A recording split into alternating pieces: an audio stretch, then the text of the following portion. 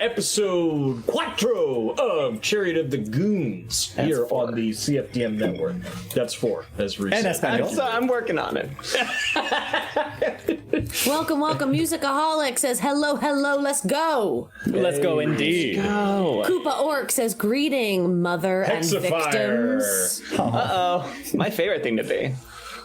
Oh, thank you, Hexifier. Hexifier says, love this intro video. Shout out to Ned, pulled all that footage, and then I just did the final cut.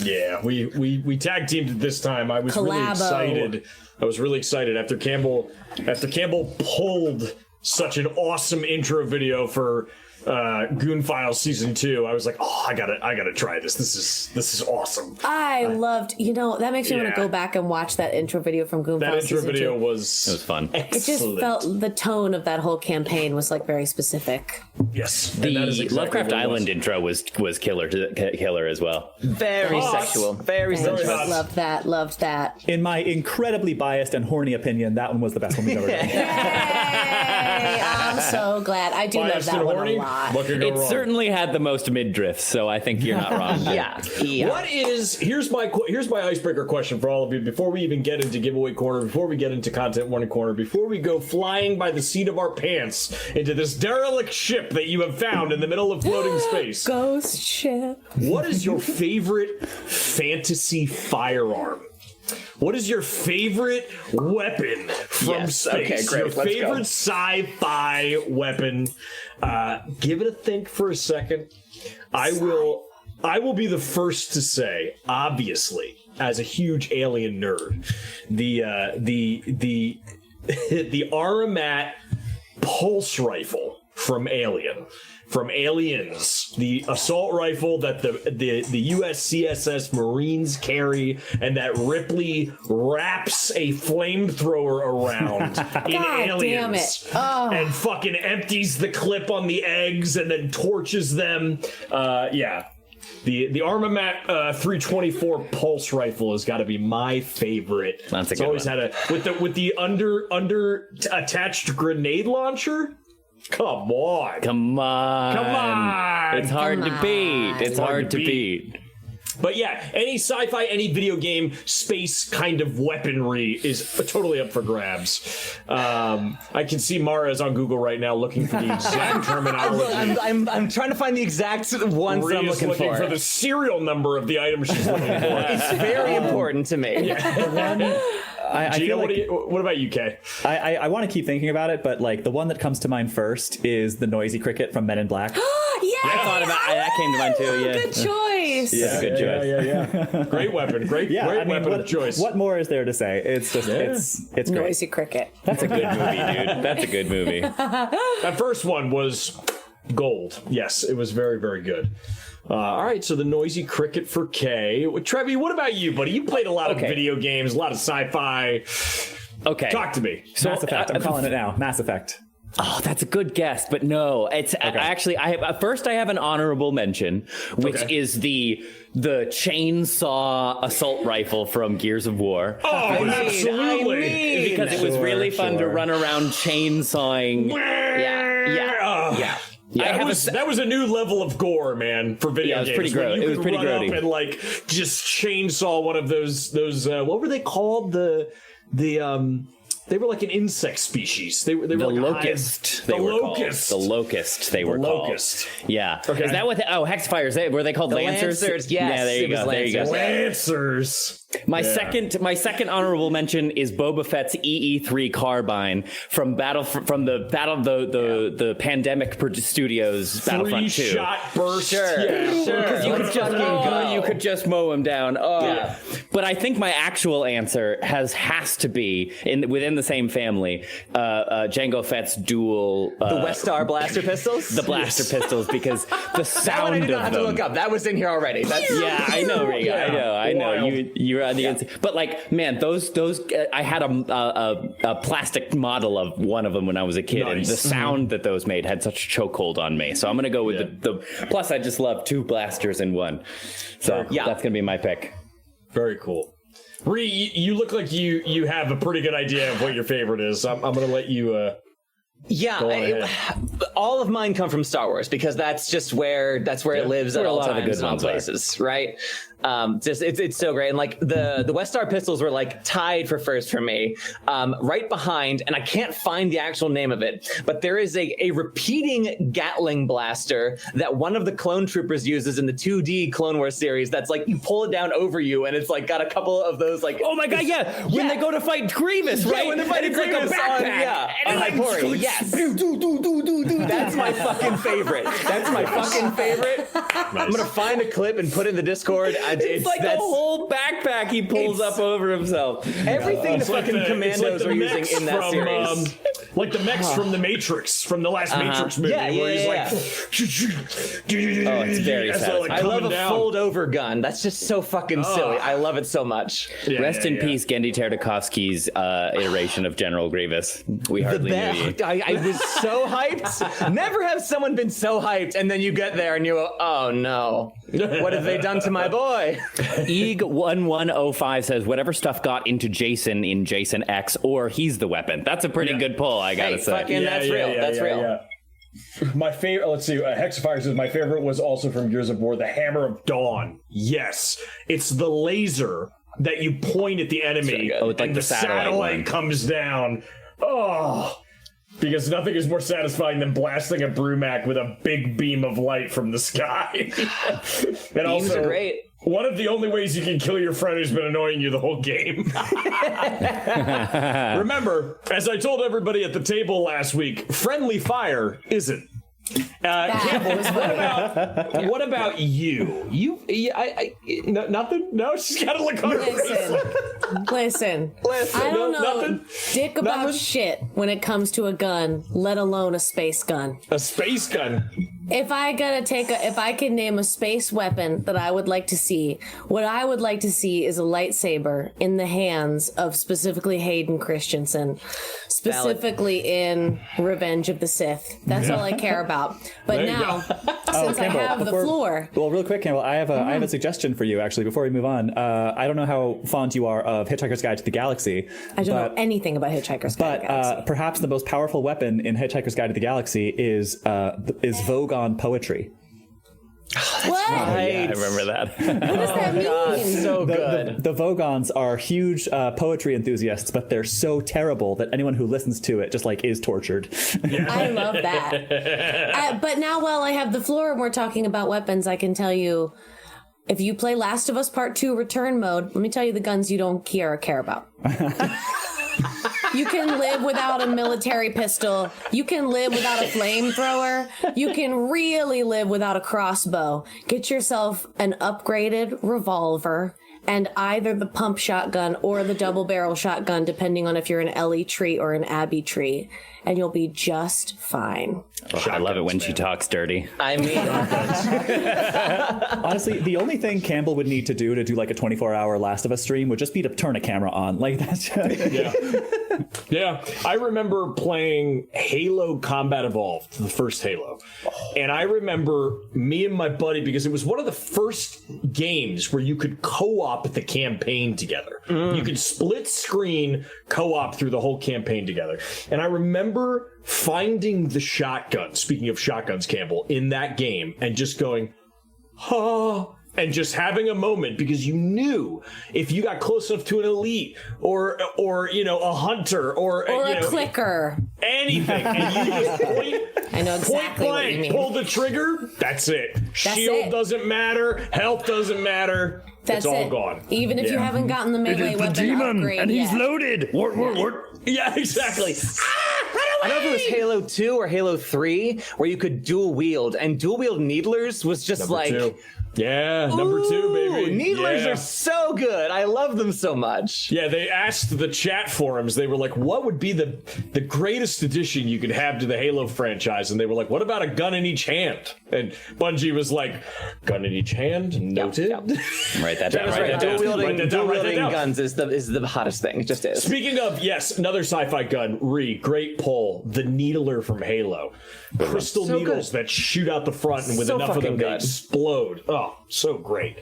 Sir Bison in the chat says, signing in from the West Coast, please take your gray skies back. We have them here too. Oh no! Oh no! I Gladly take them. I love them. I should mention, I got a text from my utility company earlier today saying that like we're expecting storms. So like if the stream just shuts down, it's probably because the power went out. So Right. just keep that in mind. It's It's supposed also to be clear. storming. I'm looking at right now, but we'll see. I It's guess. supposed to start while we are on stream, so we might end up with some incredible ambiance around 8 p.m. I can already That's smell funny it coming. because my electric company just texts me at 3 a.m. saying, "You up?" So, don't laugh at that. That was a bad joke. Anyway, Teacup Tempest says, I like a good mech. Yeah. Koopa Orc says they cut the power. How could they cut the power? Great. They're learning. They're learning. They cut the power. How could they cut the power? Yeah. Great. Koopa Orc is beginning to really join on my wavelength here. As a citizen of managed democracy with Helldivers and everything else. Oh my god, the flail from Ratchet Deadlocked. Yep. All good answers. The reason I ask is because you're going to need to find yourself some space guns where you're headed. But before we get a little bit more into that, Campbell, would you mind telling our viewers what they can win tonight and the content that they're about to watch? I had a flamethrower, mother. Indeed. So, hang out until the mid-show break for your chance to win our last set of hollow metal. These are ones are hollow too, right? Yes, correct. Our last set of Modern Artifice hollow metal dice are up tonight, and they are sweet. Ned, if you would hold them up. They are red this time. Oh, they're like biker metal, heavy metal, red and silver Grim Reaper dice. It doesn't severely. bode well They for do. us. Perfect for your Strahd campaign. Perfect for your Strahd campaign. So hang out until the mid-show break. By that point, I will have come up with something shortly. Yeah, there you go. You to post. You on always the do. most, I sure. on the most recent Instagram post, which is a picture of Ned holding those dice, and when it comes time, that's at Critical Fail DM on Insta. You will comment there your answer to whatever I come up with in the meantime. And those always dice good. are from Modern Artifice, who you can find on at etsy.com/shop/Modern Artifice or at modernartifice.com. Is it modernartifice.com? Is that their official website? ModernArtifice.com. Okay. Great. Modern Artifice, a longtime supporter of ours. Thank you so much, Modern Artifice. Thank you, Kay, in the chat, dropping their website. These dice are not available anywhere else, only here on the stream. For a full list of our our partners, you can head to the VODs, any one of the VODs of our Alien stream so far on YouTube. In the show notes, you can find discount codes and stuff for our other sponsors. And while I'm here, hey, it's a lot of talk about guns already. This is a violent podcast, but no, not a podcast at all. This is in real life. Stream. But this time it's in real life. So do what you need. Heads up for violence and gore and all of the gnarly things. Do what you need to do. Take care of yourself. Ned has promised us a humdinger tonight. So if at any point your hums are too dung to continue, never fear. You can always catch the VOD on YouTube.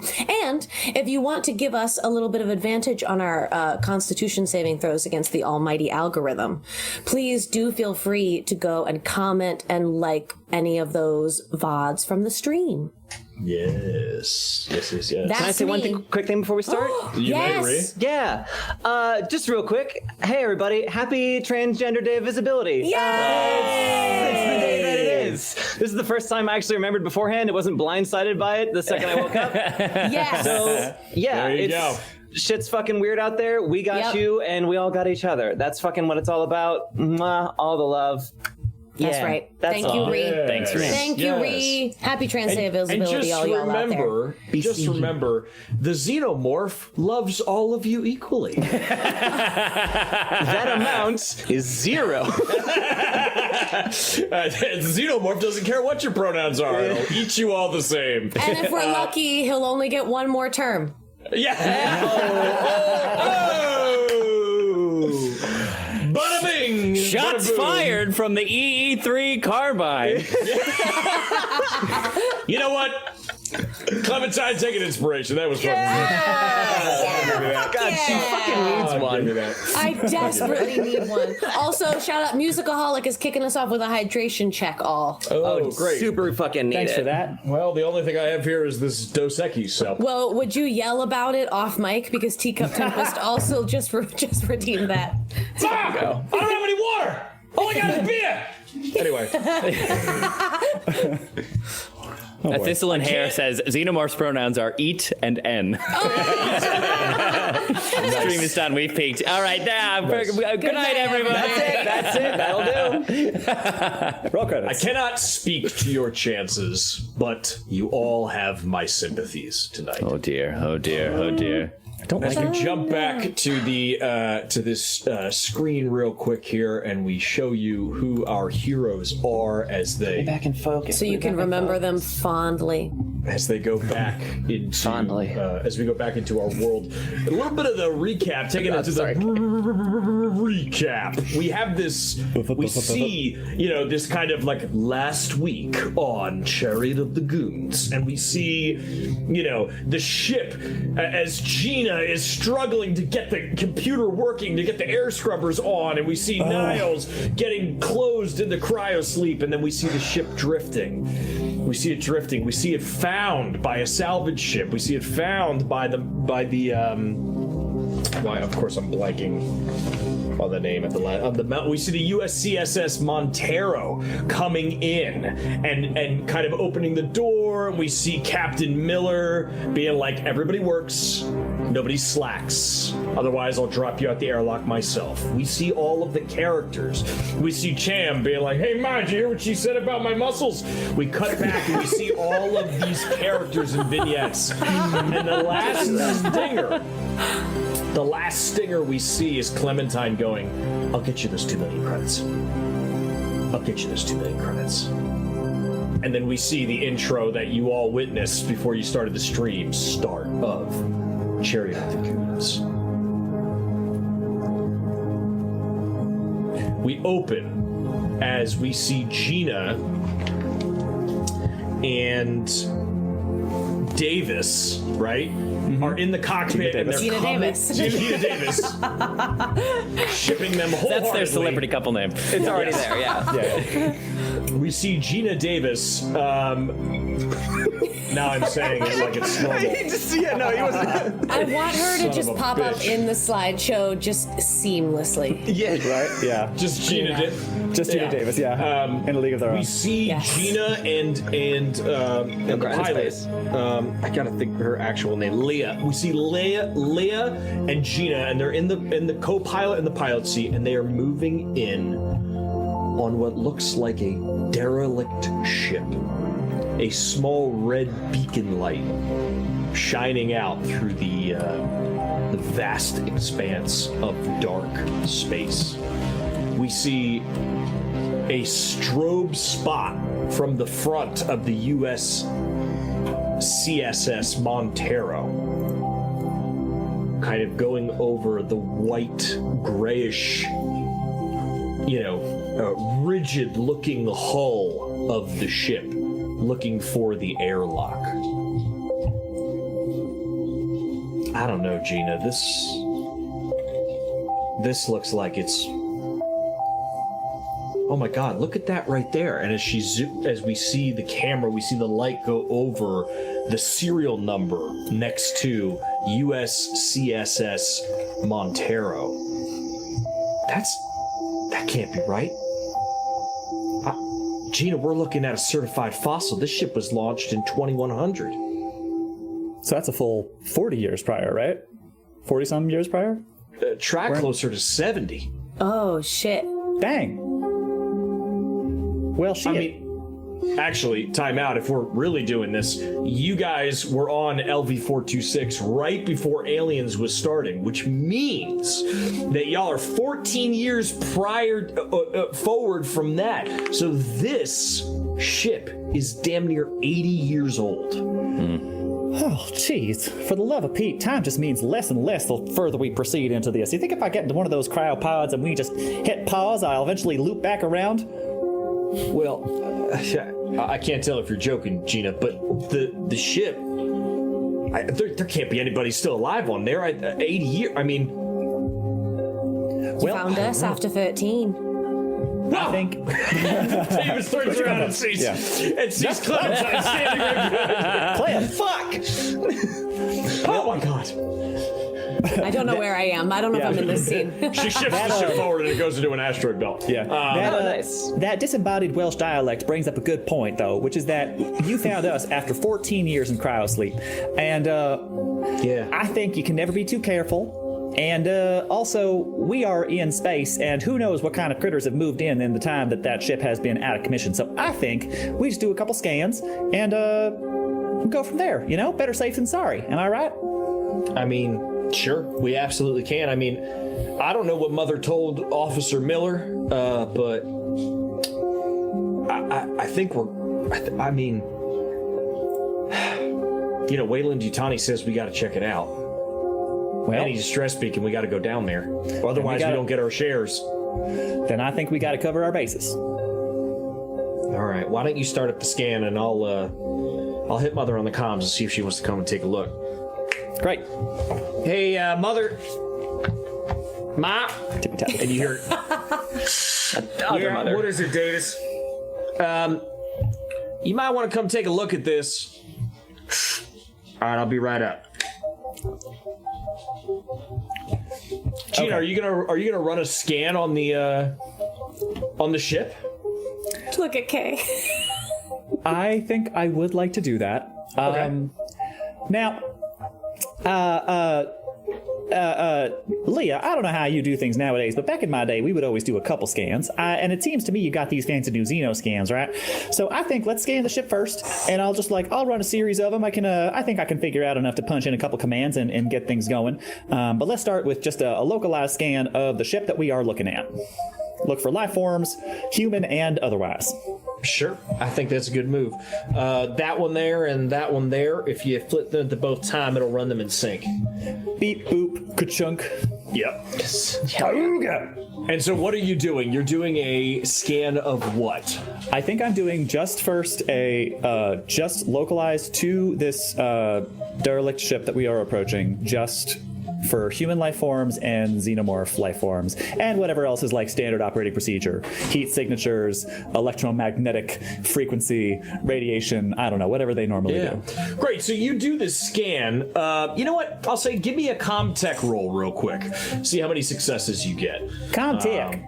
I'm feeling common in command. It's gonna be nothing but successes tonight. I can already feel it. I can already feel it. We're reset with our stress die at this point. You are. Right. Although one of you has one stress. I think Niles has one. Is that right? I have one I have one because I got punched in the stomach because I was being rude. Being nice about it. 2 successes. Great.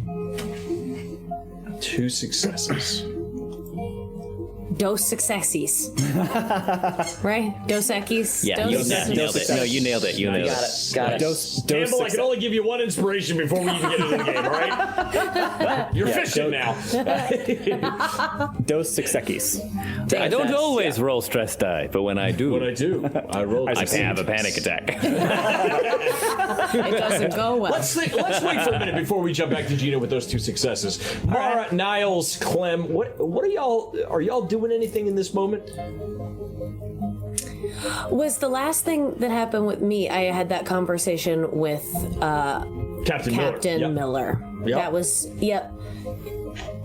No, then I think I'm hanging back. Where would one be on the ship if they weren't up there driving the boat. I was, you know what? Were you thinking said that to too? myself I was going to take those pictures that Koopa Orc put in the Discord and put it in the stream, and I just didn't do it. But I could show you real quick. I'll put the picture up to the screen here. So, y'all are, if you take a look here, right? Y'all are generally going to be hanging out here. This is kind of the center area here. This is where everybody kind of hangs out, where the food is served, where everybody kind of chills out and gets things done. This up here, that's where the captain is. And that's also where Gina and Davis are currently, at the bridge. And then Niles, you, sir, were down here in the med lab getting looked at and making sure that you both and Mara were kind of getting looked at, and that's where you were last time before you all had that big meeting. If that makes sense.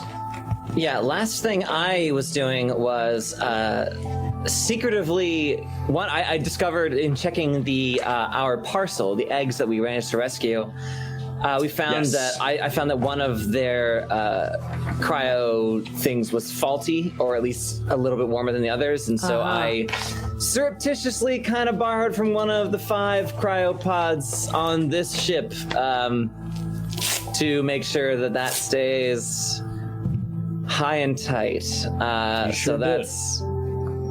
I guess that's probably what I'm finishing up as I hear the alerts that were coming up on the Chronos here.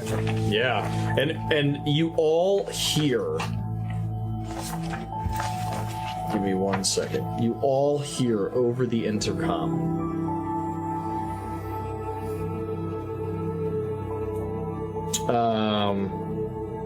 It's Taco Tuesday in Crewmass.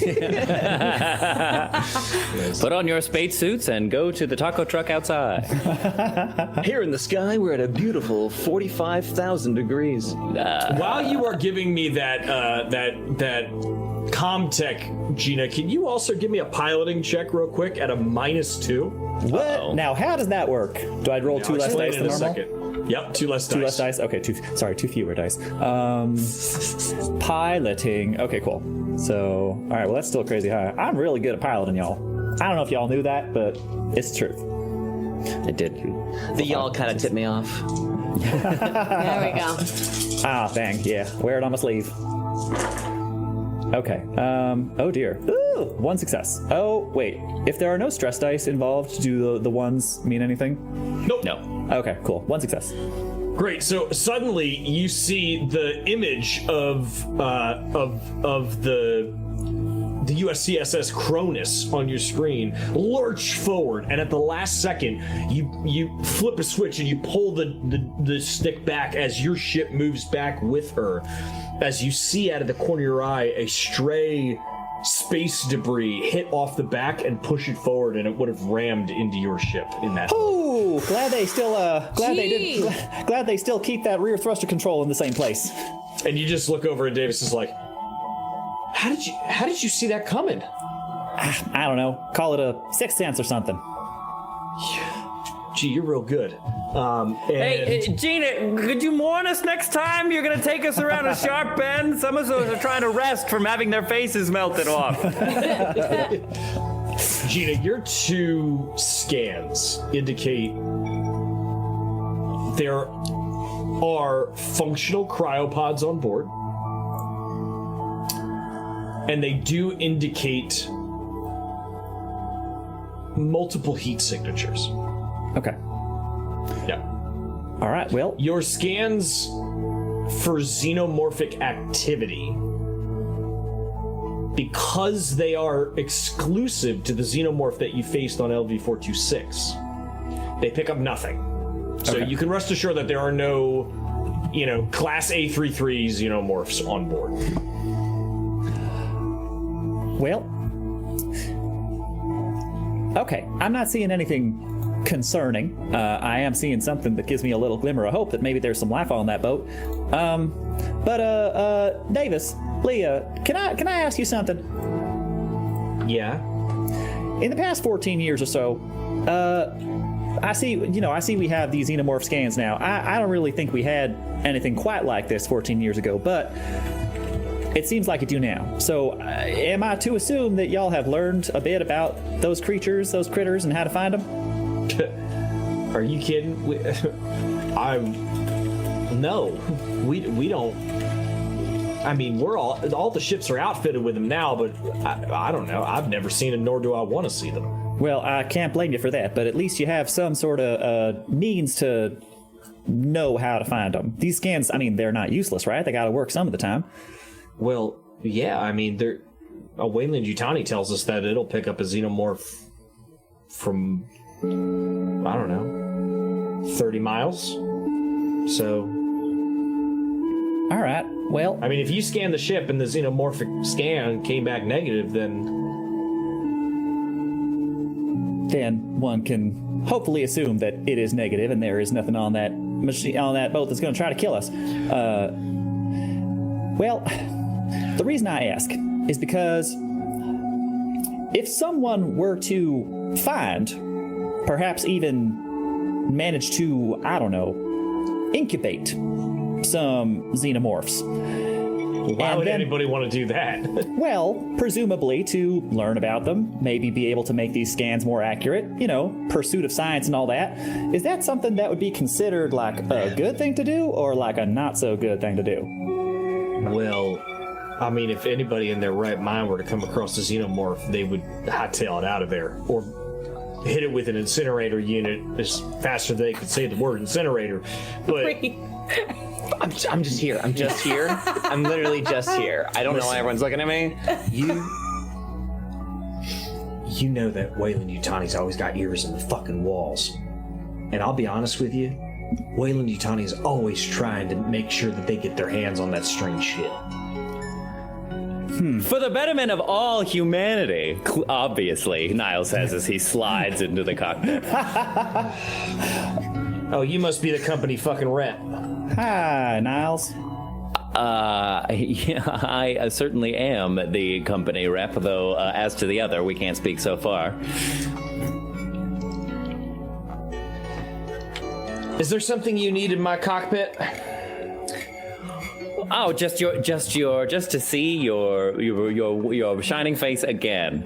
Are we making our way in there? Well, that's the plan, is probably to board with it and see what's on board and check if there's any life forms. If there are any life forms, Weyland Yutani general code of conduct is we have to salvage anybody on board. You know the rules. Company rep. Indeed, because I have read the manual front to back multiple times. I do it every night before bed. Drifts me off into dreamland, no trouble.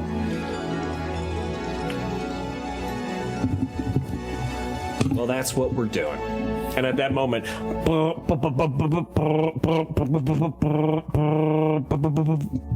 and you hear Officer Miller yell from downstairs, "Everybody down here in the cabin now." Oh, uh-oh. Mother's got something to say. Well, let's not keep Mom waiting, shall we? I think when that announcement comes over the radio, I think Clem is in whatever the cafeteria area is. I think it's cleared out.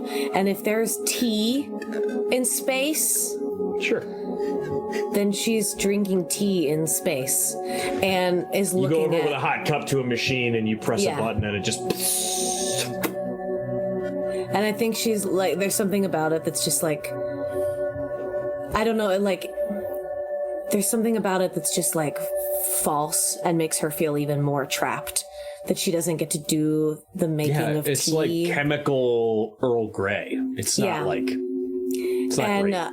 And she's sitting drinking fake tea, and she's looking at this. When the announcement comes over, she looks up and hears the announcement, and then takes one more sip and looks down, and she's just been looking at this photo that was taken in the at the Mars Medical Center, at the Children's Hospital at the Mars Medical Center where she works, and it's a photo of like a bunch of kids, like a big old batch of kids who were coming through at that time, and they all look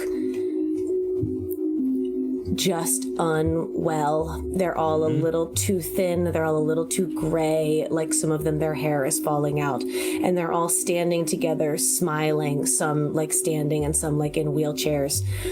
on New Gratella Day, which is essentially like the Independence Day where we on Mars celebrate like the founding of New Gratella being the first terraformed society. And she's just looking at this like deadly celebration. And she's just been looking at this photo, thinking about how 14 years have passed. God knows what has happened to these kids at this point. And then gets the announcement, tucks that away. And as she's tucking it away, just feels something in her pocket that she forgot that she had, that she snatched off of a medical tray when she was thrown in the cell. And then gets up and marches off to where we're all gathering. Okay, cool. Mara is going to brush herself off, get up from where she was dealing with the coolant situation, put her lab coat back on. Sure, it's got a bit dingy in the 14 years since, but she's done her best to spruce herself up. And at the announcement, we'll whisper to the cargo, "Now do not get up to any mischief while I'm gone." And just check once again to make sure everything, does a little bit of, make sure there's no obvious coolant or any grease on her to give any indication that she's been up to anything. And we'll then head towards the cabin. Mother, question for you. Or actually, Yes. perhaps better pose a question for Leah. Just before, Leah, before we ship on down to the crew mess, would it be safe to assume that some or all of us are going to be doing a sortie onto that ship in the next, say, 90 minutes? Well, yeah, most of us, but I mean, somebody's got to stay here and make sure the life support and that the ship is in proper docking feature, you know? All right, sounds We don't good. want a stray asteroid to hit us and send us off into God knows where. Yeah, well, all right, that makes sense. You know what, why don't I go ahead and set some protocols in place, some old school shit from back in the day 14 years ago, make sure that we can successfully avoid some asteroids. I'll take care of that. Why don't you head on down and I'll be down in just a jiff. Why don't you give me a command roll or a deception roll to try to get her, an empathy roll, to try to convince her to leave her own cockpit? Which one of those am I better at? Command or manipulate? Is that what you said? Yeah, give me either. I'm not the best at either of those, but let's see how it goes. Nope. She goes, nah, you know what, Gina? It's fine. Don't worry about it. I'll handle it when we get back up. By the way, you don't want to keep Miller waiting, ma'am. It's not a good sign. Oh, fair enough. Why don't I at the very least just set some scans to go off at regular intervals? How about that? Just 30 seconds. Well, sounds like you're trying to push the roll. Ooh! Why don't you take a stress die? Push it. Why don't you take a stress die I'm gonna and push do that it. bad All right, boy? let's do it. That is pushing Now it. is the hour. That is pushing it. I did pretty much just describe the act of pushing a roll, didn't I? Okay, let's see. Here we I'm go. gonna push it. Just a little push. No successes, no failures. Yeah. No successes, no failures. Nothing. Just So you middle of the gained a road. stress. I have. And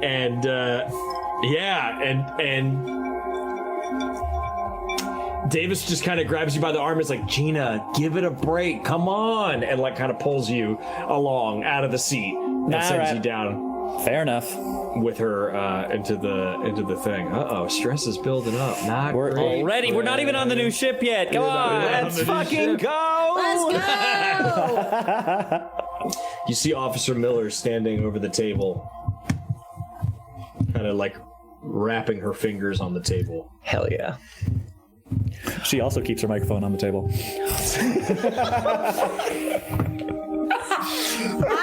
Here you go, straight. Just for you, Kevin. Oh, that ASMR. Devastating. Mother, why don't you repeat what you just told me to the crew, if they have clearance for it? Of course, Officer Miller. Ship that you have docked with is the USCSS Cronus, Weyland Yutani SEV M3 Heliads class spacecraft. Original launch date 2110. Missing crew 75 years. Power, external and exterior lights are off. SOS, on repeat, 70 years. It's wild. It's just like the end of Message in a Bottle by the Police. Yeah. Oh my god. Send it out an SOS. For 70 years. Yeah. And it fades out because you're getting further away into space. Yes. Ah, very nice. That's why 80s songs did that. It's true. Yeah, they didn't end their songs in the 80s. It just faded away. They were Yeah, all they from space. Every song had an Irish exit. They were like, no one will notice. Yeah. Company priorities are as follows. Priority 1. Recover scientific data and samples from USCSS Cronus. Priority 2. Escort the salvaged Cronus to Anchorhead or another Weyland-Yutani facility in the area. Priority 3. Save crew members, if any are alive on the Cronus. Oh, jeez, Louise. That seems the right order. Captain Miller, Yes, Clem? do you know what this ship was for before it was lost? What were its objectives? Who were the crew? Mother, what was the mission that the Cronus was on before it went derelict? USCSS Cronus was a research and development ship. Let's fucking go. It's never been birded before. For at least 75 years. Mother, can you give me a recent boarding and unboarding log from the Cronus? Mother, please comply. No response. Hell yes. I can't Wait. do that, Dave. What did Miller ask one more time? She asked for a boarding and Who's been unboarding boarding the log. ship? Oh, shoot. No response. And Mother has not responded, which means above their clearance. Which means they're not allowed to know. They're not allowed to know, and it's just been sending out an SOS for 70 years. Yeah. Sending out an SOS. To the world. I hope that someone gets my... All right, listen. I don't like this any more than the rest of you. And Cham's like, Ma, are we really gonna go on that ship? I mean, 7 years. And what are the chances that anybody's still alive on that damn thing? Now, what are the chances that the research is even still intact? Cham, I know. But you know as well as I do. If we don't board that ship and bring it back to Anchorhead, none of us get our shares. And you can see, like, the air comes out of the room when she says that. Yeah, Cham, where's your enterprising spirit? Imagine the signing bonuses you'll get when we escort this Hulk back to Anchorhead. Come on, you'll be able to retire and, maybe meet a nice girl. The faster we get this over with, the faster we can get on to our next mission, and I'll turn and look directly at Captain Miller. Yeah, maybe that is what we can do. All right. Do I see that they have a science officer on board this ship? No, they do not. Great. Then I will. Let me double check Yeah. I just want to double check the character sheets. I don't think so. We have a... You didn't mention one last time. I was just checking. No. You got a cargo handler and a technician, a pilot, the corporate liaison, who you guys met last, or who Niles met last time, John Wilson. And your frat buddy, right? Yeah, and Officer Miller. There is no like science officer on the ship. Well, Captain Miller, I think I can assume role of lead science officer for this expedition, if that is to your liking. Yeah, actually, Mara, that was what I was going to say, is I think you'll lead the boarding party. Ah, yes, and who will be the away party on this little expedition, General Miller? Well, I think it's only right that the company liaison goes, don't you think, Mr. Niles? Wow. Well, certain as employees, morale is boosted and uplifted by a strong representative from the company. My skills are really best suited. More, so you'll be going with the boarding party. Well, if you let me finish, my skills are best suited. So Mara will lead the boarding party. Niles, you'll be there as well. Gina, I'm pretty sure that Davis can handle the piloting. I might need you to go over there just to make sure that you can get the ship up and running. At least have it on a trail course. Nobody gets a heap running like I can. Don't you worry, Niles. I got your back. Fabulous. I'm useless without this guy. Why don't you go with them and give them a little muscle in case they need it, okay? All right, Ma. And, Rye, why don't you go as well? 2 hands are better than 1. And Rye is just kind of like rolls her eyes and just kind of looks off and is like, yeah, all right. Do you need a medic, a bird? Well, Clem, I think, considering is that the only hurt people that came onto this ship are going onto that ship, I think you might as well go with them as well. And the more the merrier. More people, better chances if there is anything over there that it won't even bother you. Here's hoping. Yeah. Shall we away? All right, well, we have our orders. Right. All right. Davis, Gina, why don't you both try to mosey alongside the ship and see if you can't dock. Remember, you're going to have to come in nice and smooth. She's got a different locking mechanism than ours. It's been 70 years. You're going to have to put a special hold on there. Go ahead, Niles. What's up, buddy? No, that was Trevor. Yes. That was all. Say it. Say it. Finish it, bitch. Finish it, bitch! Oh, that's funny. What were you gonna say, Trev? No, nothing. Something inappropriate about coming in smooth. Don't worry about it. Don't worry. Let's move on. Coming in smooth. Okay. Don't worry, I'll be sure to put some extra lubricant on the docking tunnel. Nailed it. Come on. Happy Trans Day of Visibility, everybody. Gina, you can go about this 2 ways. 2 ways. We narrow it down. Honest looking guy like you, 2. How many episodes do we have left? You can either give me a heavy machinery roll to extend the umbilical between the 2 ships, and you and your crew can spacewalk over to the Cronus.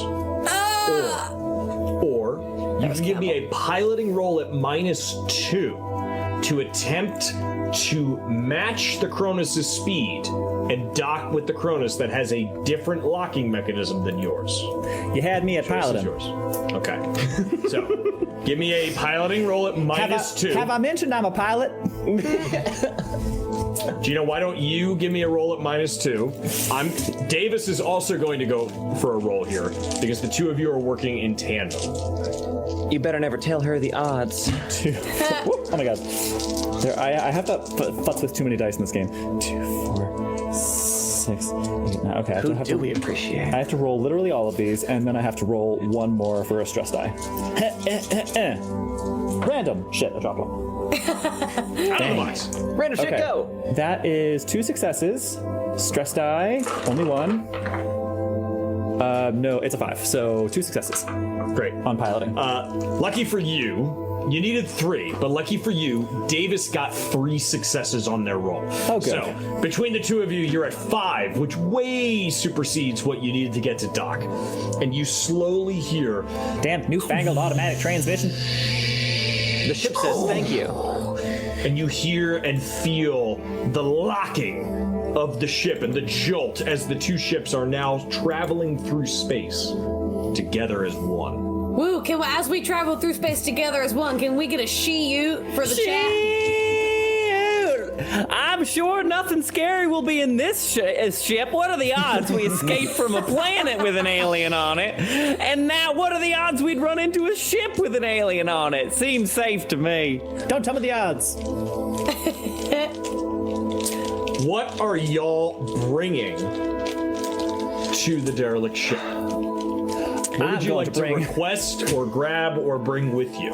I am bringing the following 3 items. I have my M314 motion tracker, I have my M4A3 service pistol, and I have my Armat Model 370A2 shotgun. God damn.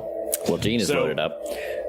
Gina is bringing the shotgun, to which Miller goes, oh, it's you think it's going to be like that?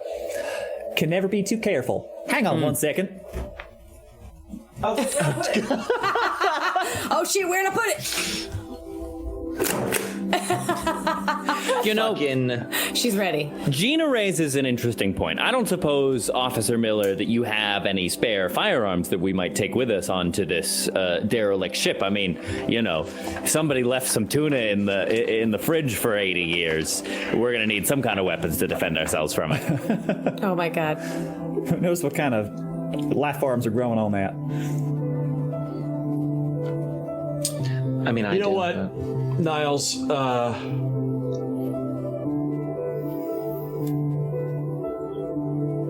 I think I do have something for you. Fantastic. Officer Miller goes over to like this kind of utility closet right before the umbilical, and opens it up and pulls out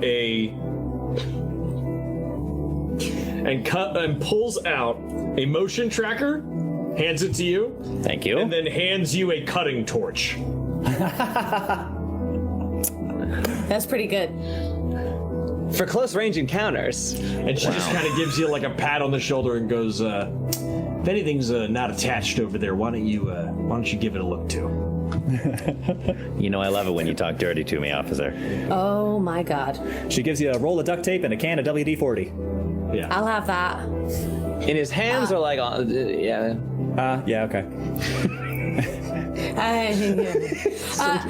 If it's moving and it ain't supposed to be moving, duct tape. If it ain't moving and it's supposed to be moving, WD-40. Every one of you is wearing a IRC Mark 50 compression suit. It's essentially like a space suit. And it has air supply 5. Oh, okay. There's probably a slot for that on this character sheet. Sure. Is that in consumables air? Mm-hmm. Yeah, that sounds air good. Supply 5. That sounds good. Captain, can I get a hold of any sort of medical supplies I can bring aboard? Sure. And Miller will hand you a med kit. Great. Which will give you a +2 to any medical roll that you do. Yes! I'm bringing with me, of course, as always, my Seegson system diagnostic device. I also have my M314 motion tracker with full power supply ready to go. Nice.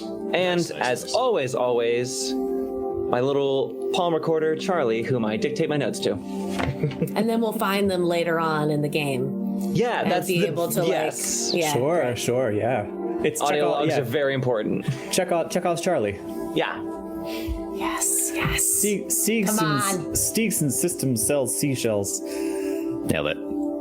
That was too smart for me. That's good.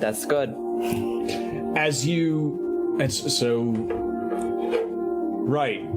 Cham, do me a favor. Keep an eye on them, okay? Not that I think they're gonna do anything sneaky, but just make sure that they get back in one piece.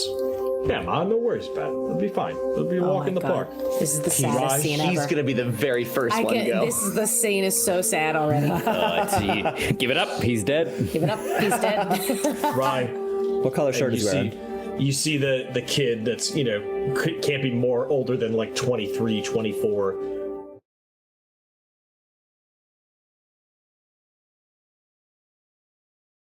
Well, howdy. Hey, everybody.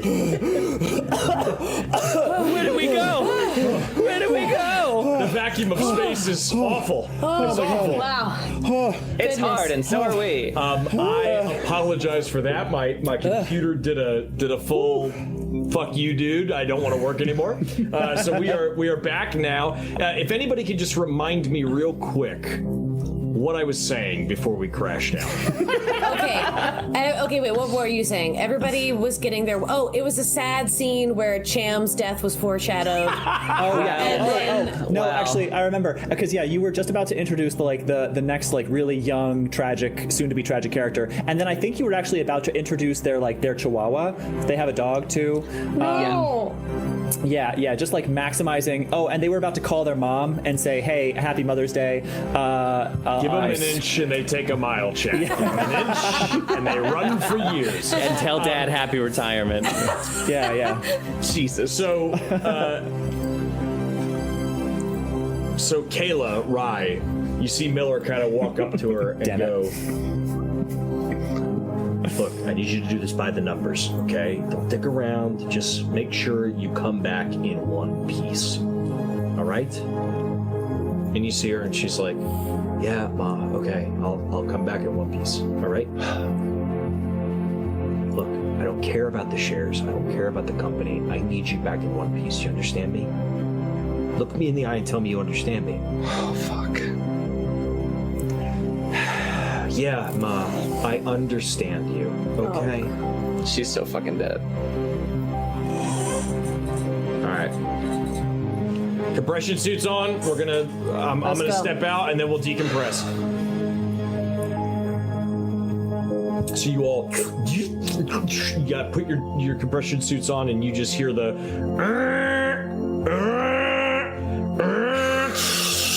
as the air is sucked out of the room, and you start to suddenly feel like a little bit lightless, right? There's a little bit of false gravity, but you're not like floating off the ground moonwalking, but you can feel that with the oxygen completely gone, there's a little bit of motion. Gina's just straight up doing flips. It's fucking nuts. Jesus sweet Christ. Crazy. Here are we floating in a tin can. All right, let's go. Let's roll. All right, everybody lock in here, all right? I keep trying to make Niles from Boston, but he's not. I wonder why. It's your dickhead voice comes out. That's it. All right, I need everyone to lock in, okay? Fucking dickhead. All right. We got our cargo from the last place. 14 years. I'm basically dead in the corporate world. Assumed dead. I'm sure all of my best belongings have already been plundered. So we need this. I need this, all right? I'm not going hungry again, I'll tell you that much. So when we get on that ship, we're gonna go by the numbers. We're gonna bring this big ass bastard back to base, and then we're all gonna sail off into the sunset, okay? So lock in. Here we Niles, why don't you give me a command roll? go. Fuck yeah. Nice. Fuck Why don't you give me a command roll? And if anybody else wants to make any rolls right now, this would be a good time to do it, considering you have two people in your party that are not used to taking orders. I'm from you at least. Yeah. I'll wait for Niles. Okay, command. That's which is then I'm looking empathy. Okay, great. Here we go. So that's 4. Should have more command, I feel like. I think that's what Niles feels. Yeah. Okay, nothing on there, and on the stress die. Oh, I got a 6 on the stress die. Wow. Let's go. Oh, I got a 6 on the stress die. I feel 6'2". Hot dog. Man, wow, that's interesting. That's like storytelling at its finest. That's good. So you say all this, Niles, and everybody is kind of crickets. And then maybe you realize you need to add a little incentive to it, Niles. Add a little moolah. Add a little payday to it. What do you think they need to hear to get that fire underneath their ass? What do you think they can get from it? I have on my person, in addition to the shares of completing this mission, we a gift certificate to Domino's. That's it. If we win, I'll throw a pizza party for all employees. Oh, corporate America at its fucking finest. Sir Bison. Sir Bison. Thank you. Sir Bison. Gift subs. Oh, look at that. 4 tier 1 There gift you go. subs. Thank you, Sir Bison. Wow. So sweet of you, dear friend. Oh, Equal 13, Creme de la M, Geek Ledger, Rypat89. Those are who they're going out to. Fabulous. Welcome, And Sir welcome. Bison says, "There's a pizza party for you." Hey. Sure fucking is. Thank you. There's a Yes. pizza party. Sir No, but what Bison, I was thank actually you, going to thank do. you. Oh, that's huge. Thank you, my friend. But what I will say is, I have on my person that we managed to scrounge from our previous mission because we are so very versed in the dangers of space. A corporate credit card with $500,000 on it. Spectacular. You see Cham and Rye's ears perk up. And Cham is actually working on the airlock, and he goes, "Did you say 500,000? Yes, indeed. And if we come back safe from all of this, we'll split it up even between everybody. The whole $500,000. Can you imagine it? You stick with me, boys, and you'll never go hungry again. Long live the king. Thanks, Scar. All right, Niles. Give me a hand with this real quick." And you see him, and he's got this big, kind of steel wheel. And he goes, "Just lunge when I say lunge, all right? 1, 2, 3, lunge!" And you guys both lunge, and you hear silence as the air is completely pulled out, and all you hear is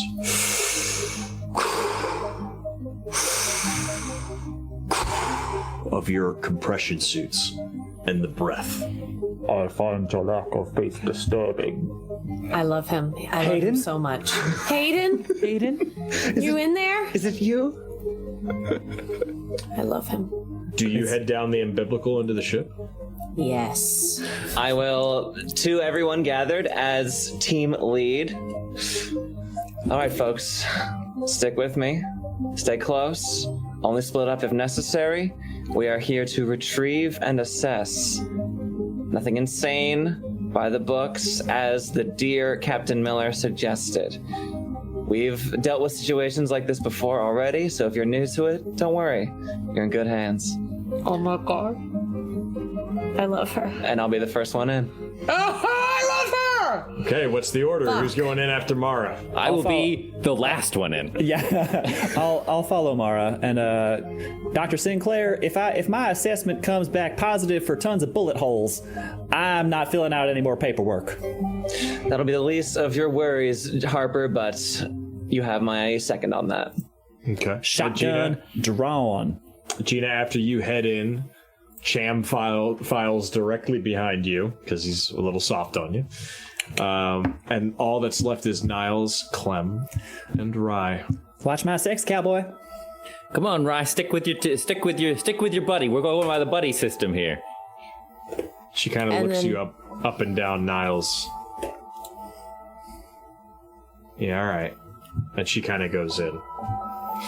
Just That's call what me. you call it. Just call me pastrami.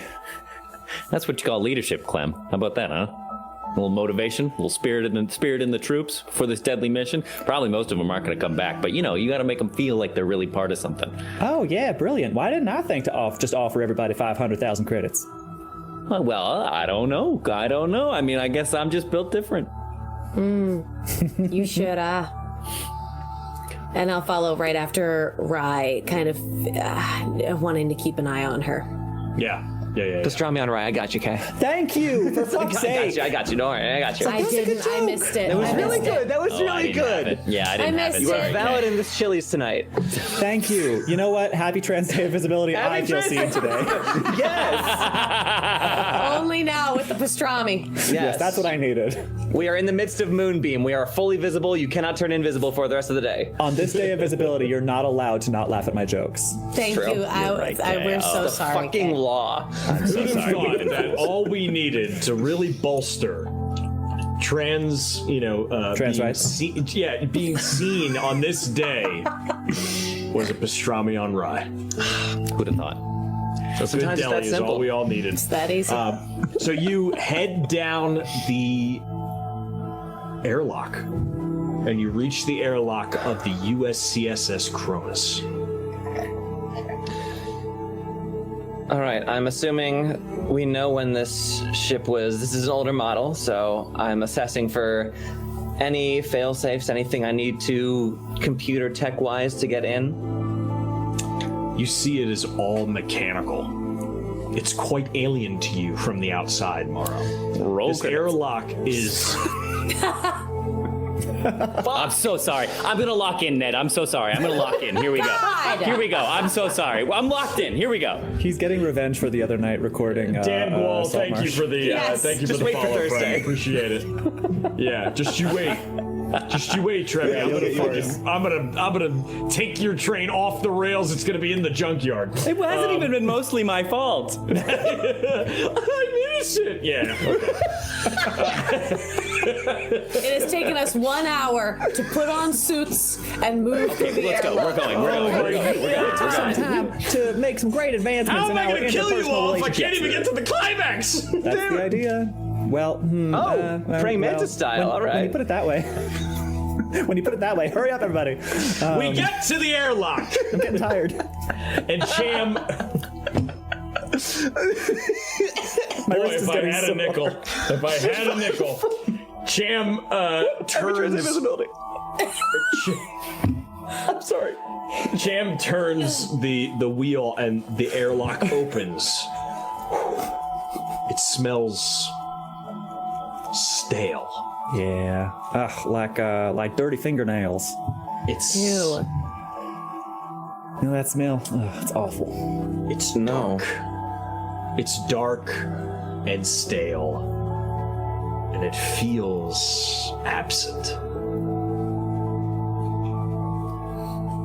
Who's got a motion tracker? I got one. I ain't got shit.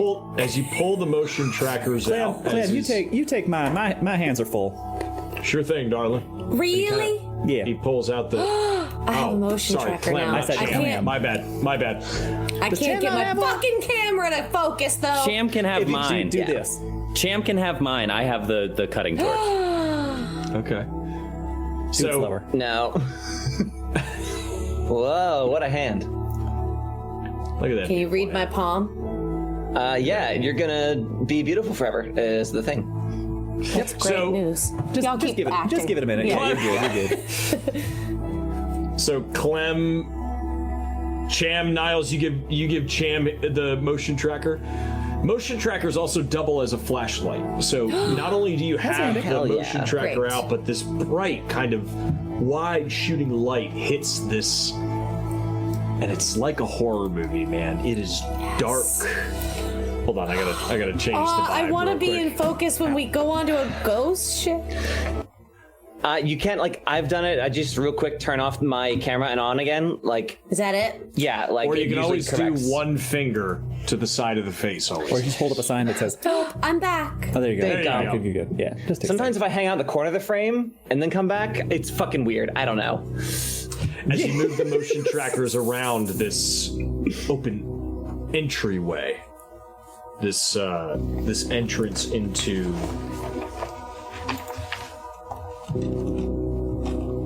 the main airlock, Junction A1. And I will show you in a moment.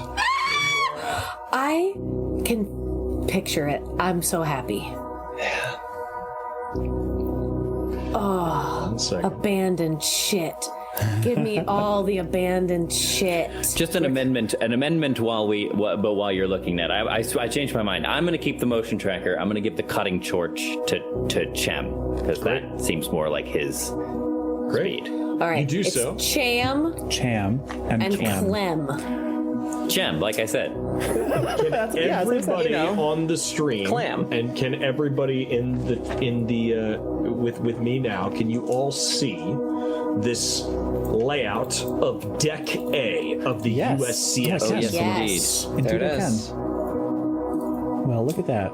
You come in through Junction A1. It's so little. As you look down the hallway, can somebody give me a give me a wits roll?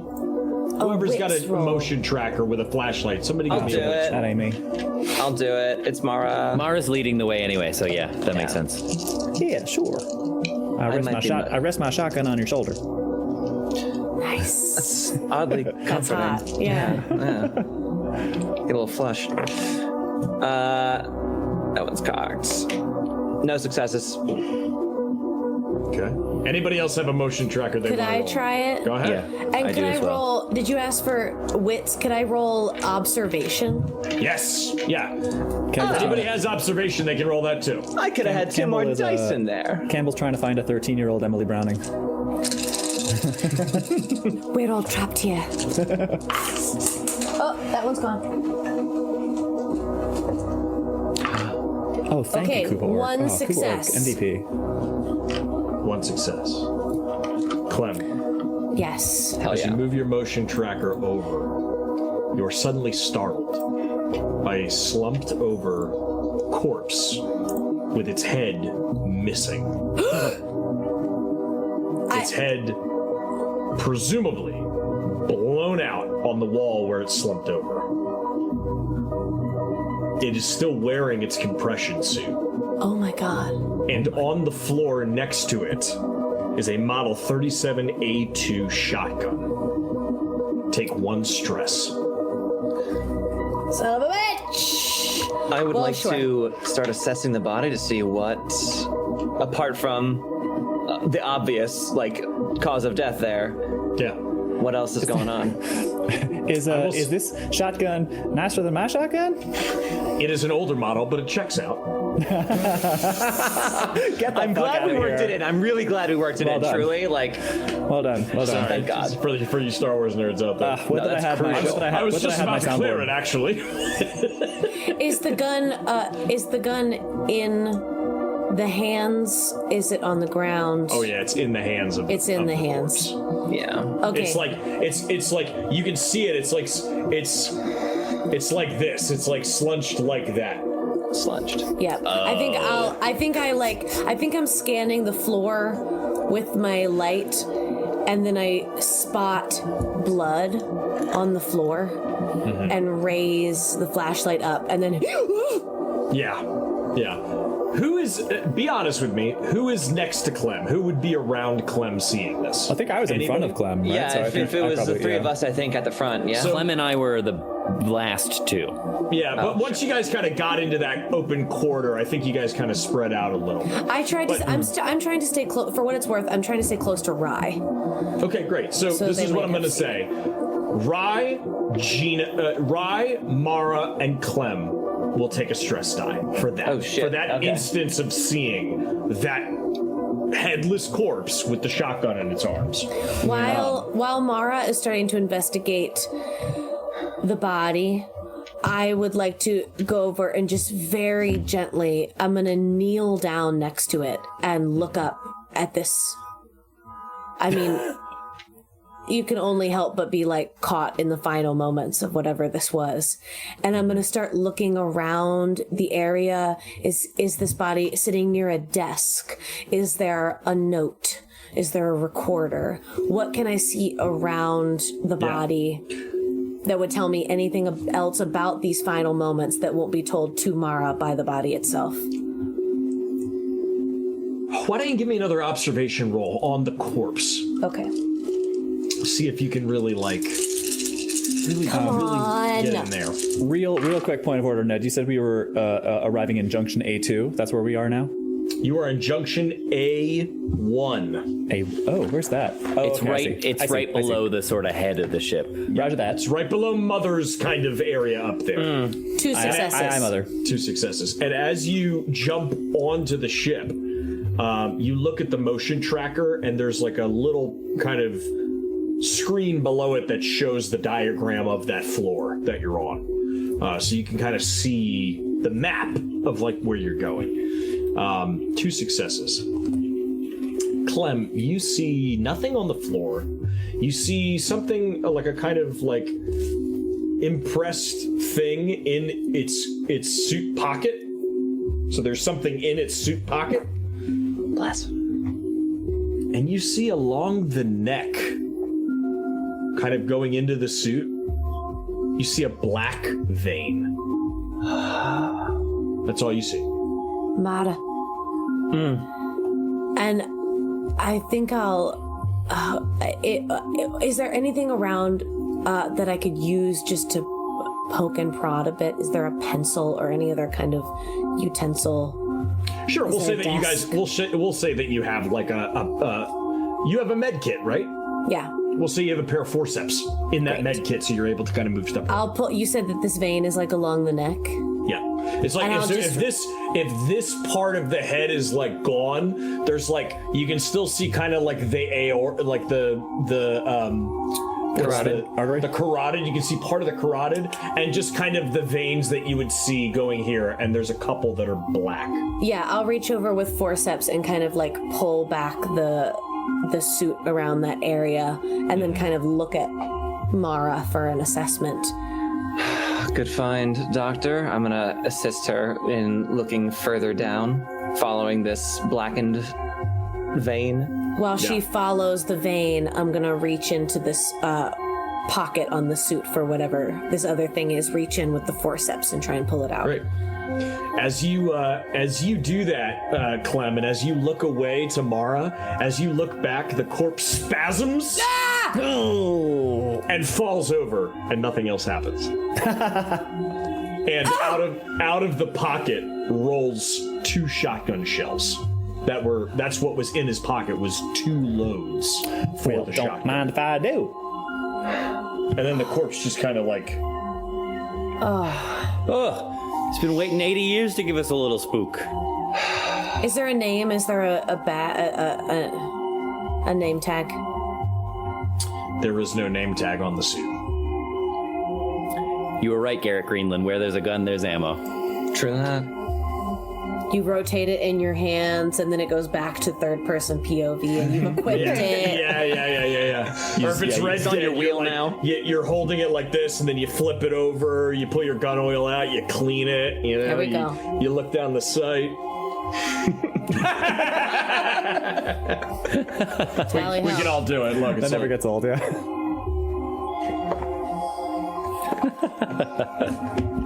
Who's got a motion tracker? I've got a motion tracker, but also I'm waiting for Mara to look at these veins. Yeah, I'm doing my assessment. I'll do that. I'll do the next. I see. Oh yeah. I'm sciencing real hard in this bitch. What am I doing? Sciencing so hard. Wait. You see Hold. motion on the motion tracker down the hallway that would be leading toward Cryo 1. Everyone, we might have a survivor. Seriously? After 80 years? There's no way. Wow, what could be going on? Yeah, You look back down and it's gone. take one guess as to how many rows of teeth that survivor might have. You think it's... It's You gone. think it's not? It's gone. What do you mean gone? It's not moving anymore. Okay. All right. High and tight, everybody. Nobody goes out of sight, okay? I don't want anyone wandering off on their own. All right? I want everyone sticking together as we move, as we do a solid sweep of this place. Phalanx formation, like the Greeks of old. All right? Let's head out. Counterpoint, I think we'd cover more ground faster if we split up. I'm kidding. Well, Gina, kidding. that's acutely observed. I think we'll also die faster. Me and Scooby-Doo gonna go smoke some weed. Ned, am I getting anything from this body, or is it just kind of slumped now on the ground? I was trying to do like a little assess scientifically. Sure, do you want to give me like an observation roll or like a... Yeah, I'll do an observation roll. Yeah. Following See if you can find the anything black else veins or whatever the hell. Sure. Okay, 2 successes. Okay. You look and it looks like the black veins are what's visible to you, but it looks like it goes all the way through the body. It looks like if you were to dissect this person, all their veins would be black at this point. Fascinating. Anything else, you have like to this really before? kind of get in there and start to dig around. I don't think we have time for that. No, Doctor, I haven't seen anything quite exactly like this. I'm intrigued, though. It clearly was enough of an ordeal for them to seek a different way out. What kind of room is it that we're in right now? It's kind of like an open foyer. It's a junction, right? So it leads to the airlock above, right? That's like the airlock. You came down through the airlock, and now you're in this open kind of junction area where you can go north, south, east, west. You can travel through the rest of the ship, through the hallways. I'm scanning the walls for. I'm just picturing that we're in like a place where there is stuff on the walls and desks. That's probably not right, but I'm gonna run my flashlight along the walls. Yes. To see if there's any personalization to this space. Is there a photo of how many people were on this ship? Is there a list of names? Is there you know what I mean? Yeah, that's a good idea, Clem. If you were gonna, and I'll save you a little bit of time, if you were gonna figure that out, you'd want to get to the bridge, you'd want to get to Mother, you'd want to get to the cryo chambers, something to sort of see who, if there's a directory of who's on board, if that makes sense. All right. Well, we found this one. We're supposed to just clear the ship, bring back anything interesting. Our objectives in order to make better worlds were recover the scientific samples, escort the ship back to Anchorhead Station, and save any crew members should they still be alive. Well observed, number 2. We keep one scanner at the front, which I will hold. We keep one scanner behind us to keep track of what is coming elsewhere. We know there's movement. We don't know what it is. And we should have a firearm at either end, at least. Yes. All right, well, let's keep moving, yeah? Cover your aft. Where are we headed, folks? I would be wanting to head... If we're trying to... We don't know what they were researching. So where on the ship would we go to find anything that was stored or observed or biopsied upon? Where could we learn what they were looking for? So there's multiple places you could go. If you wanted to do that, you would go to the med lab, or let me see what else. You would go to the examination room, the med lab, the med pods. I wondered if there were more like him. Well, should we go to the examination room? Yeah, it looks like all of that. Any place where any scientific mumbo jumbo might be happening would be at the rear of the ship. So let's start making our way. That is priority number 1. Remember that there is always the Mother, the right? bridge, the command station of a ship, and also Mother, right? Gina says Mother, Well, don't forget, if there's any logs or anything, they're all stored on a database that Mother has access to, so... Maybe that's a good place to remember, you guys could always split up and cover more ground. Yes, Damn it, Nelma! Thank you, Mother. Where is Mother on the ship? I can't quite see. It's the furthest north, so the furthest towards the bow. We're actually not far from it. Well, let's start there then, because we're at A1, and so that's closest. We're right there.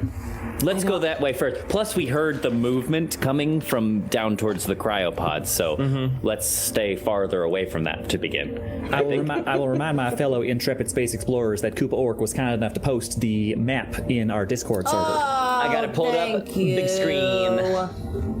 Thank you, Koopa Orc. You rock, Exceptional. Koopa Orc. Thank you. Oh, that's so helpful. God, this ship is terrifying. Isn't it just? Anybody want to take a temperature reading? Anybody want to take an environmental reading of the area? That sounds like Absolutely. science Okay, nerd cool. Science stuff. rolls of some sort. We're in do I A1 science? junction. Yeah. Roll for nerdy shit, nerd. Which roll I'm trying to think of. What observation? skills do you have? Yeah, observation would work. Sure. Yeah. All right. That is 2 successes again. Great. You read that the air is stiflingly stale, which you gathered. You also read that the temperature is -3 degrees. Oh. It is freezing. which -3 Fahrenheit or Celsius? Fahrenheit. All right. Does that indicate to me a fault choice. in the cryo systems? Or just space shit? Dead air. Just space shit, dead air. Okay. You know that the scrubbers are down. You know that like nothing, like life support isn't on. That tells you that you got to get things up and running. Yeah, if we're gonna escort, by escort, I assume you mean like literally fly it back to Anchorhead, right? That's what the mother is telling you need to do. Okay. All right. Well, okay. So let's head that way. We can get in touch with Mother, see how what kind of shape this thing is really in, if we can even get it back up and running. Otherwise, we're just gonna have to frickin' tie it to the back of the other ship and tugboat our way home. All right, let's move. I'll take the back with the motion tracker. I'll scan from the front. Off we go. To Mother. You go up to the mother mainframe room, and the door to it, much like the background of this screen that we have, this room with this little console and all these lights, the background that we have behind our screens that you see on the stream, you see a big white door, and there's a keypad next to it, and it's asking for access. To spare you the embarrassment, Chancellor, I think I will begin with the lead science officer card that I swiped from LB426. Oh, Nice. Try 000001. 1. Okay, now try 000002. I'm not going to do every number. You try the lead science officer's card, and a red light appears on the key data pad. Access denied. Can I go back to that body and just see and check the pockets? Yeah. For You want to go by any- yourself? No. I'm just trying to get the story straight. Yeah, I'm just I'll, trying to figure out where everybody is, what the order is. I'll stick with her. I'll stick go with her with with Gina. my Yeah. with my Gina, shotgun. Clem, you head back to the body, and you're looking for like a keypad, like a key card or something. A key card on this body somewhere. There's nothing on the body. You would know, Clem and Gina, that mostly Mother only talks to the lead science officer of a ship or the captain of a ship, right? Each Mother unit is pretty connected just to that crew. So because, right, that crew needs to take orders from Weyland Yutani headquarters via Mother. So in order to you get were- in here, it looks like we're going to have to find the credentials of the captain or the lead science officer. Bingo. If you were able to find the captain or the lead science officer on this ship, you might be able to get into Mother. And then you might be able to once you're in contact with Mother, get back to Weyland Yutani via Mother and be able to some things. Corporate chain of command, Mother. So I think it's cryo first then, yes? Yeah, see if anybody's snoozing, and then maybe to the any of the science offices to see, what we can find. It's wherever the bodies are. Well, we found one, keep in mind. Yeah, one. I have a feeling we're going to be finding more here in a second. Right, and not all exactly where we expect to find them, so... Dan Gual, welcome to the chat for the first time. Mother! What's up, Dan? I know you, Dan. Mama! So we are up here in between A1 Junction and Mother. Alright. Why don't we just, if we're at the end of the line here, let's turn around, go back the other way. So Back you're to, heading down to the plan A. cryopods. Yes. Yep. You head down to the cryopods. Your motion trackers again pick up something, now by Mother. And just as soon as it's there, it's gone again. Oh my god. And that appears for all of you this time, not just Clem. So you or Mara, whoever had it that first time. Okay. All right. We don't know what's see it. going on. There's lots of things that could go wrong in space. It doesn't mean that a monster from our nightmares is chasing us across all the galaxy. Let's just keep our heads, okay? Niles, you go ahead and hope for the best. I and my shotgun will be planning for the worst.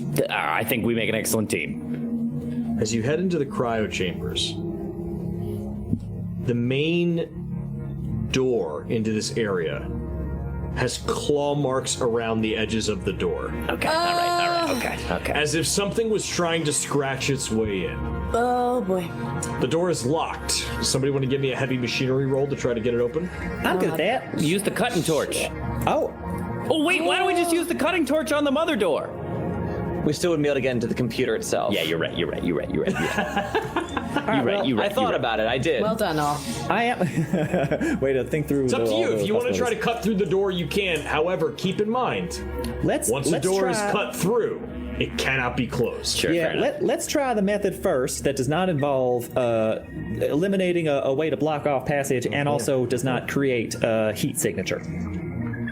So heavy machinery. 1, 2, 3, 4, 5, 6, 7, have it back, and then to roll these, and then I go, hiya, and then I get one success. And I kick her, sir. Which is, Sorry.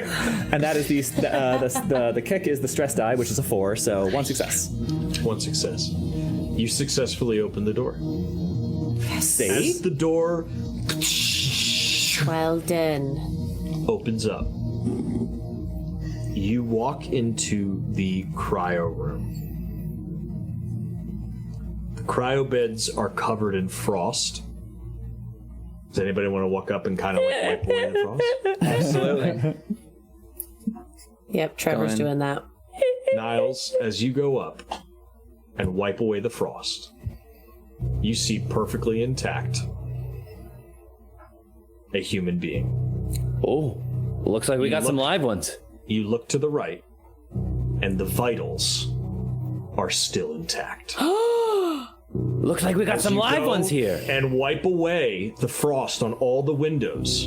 You realize that the entire crew of the USCSS Cronus has been alive this whole time. All 75 of them? 17. 75 years since. Oh, sorry. I thought it said 75 crew. I'm sorry. 17 crew, I think. 17 crew for even 75 less. years. There's like, let me see how many crew there are. There's It said 17 on the. Well, I mean 16 if you consider that at least 86, one that has one been guy. decapitated. Yeah. Yeah. What the in the fuck? cryopods. You see.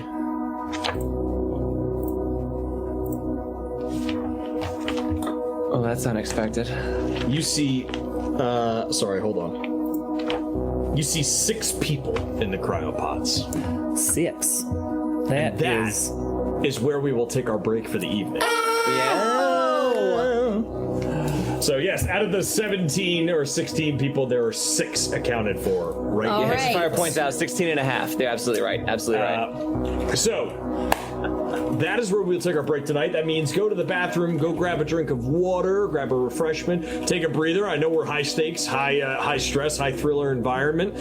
Campbell, would you like to real quick tell our fans how they can enter to win this lovely set of dice? The red Modern Artifice Hollow Metal die. So go to Instagram at Critical Fail DM. The most recent post is a picture of Ned holding those die, and comment what your dream discovery would be on the ghost ship. What could you hope to find on the ghost ship in space? What's the dream?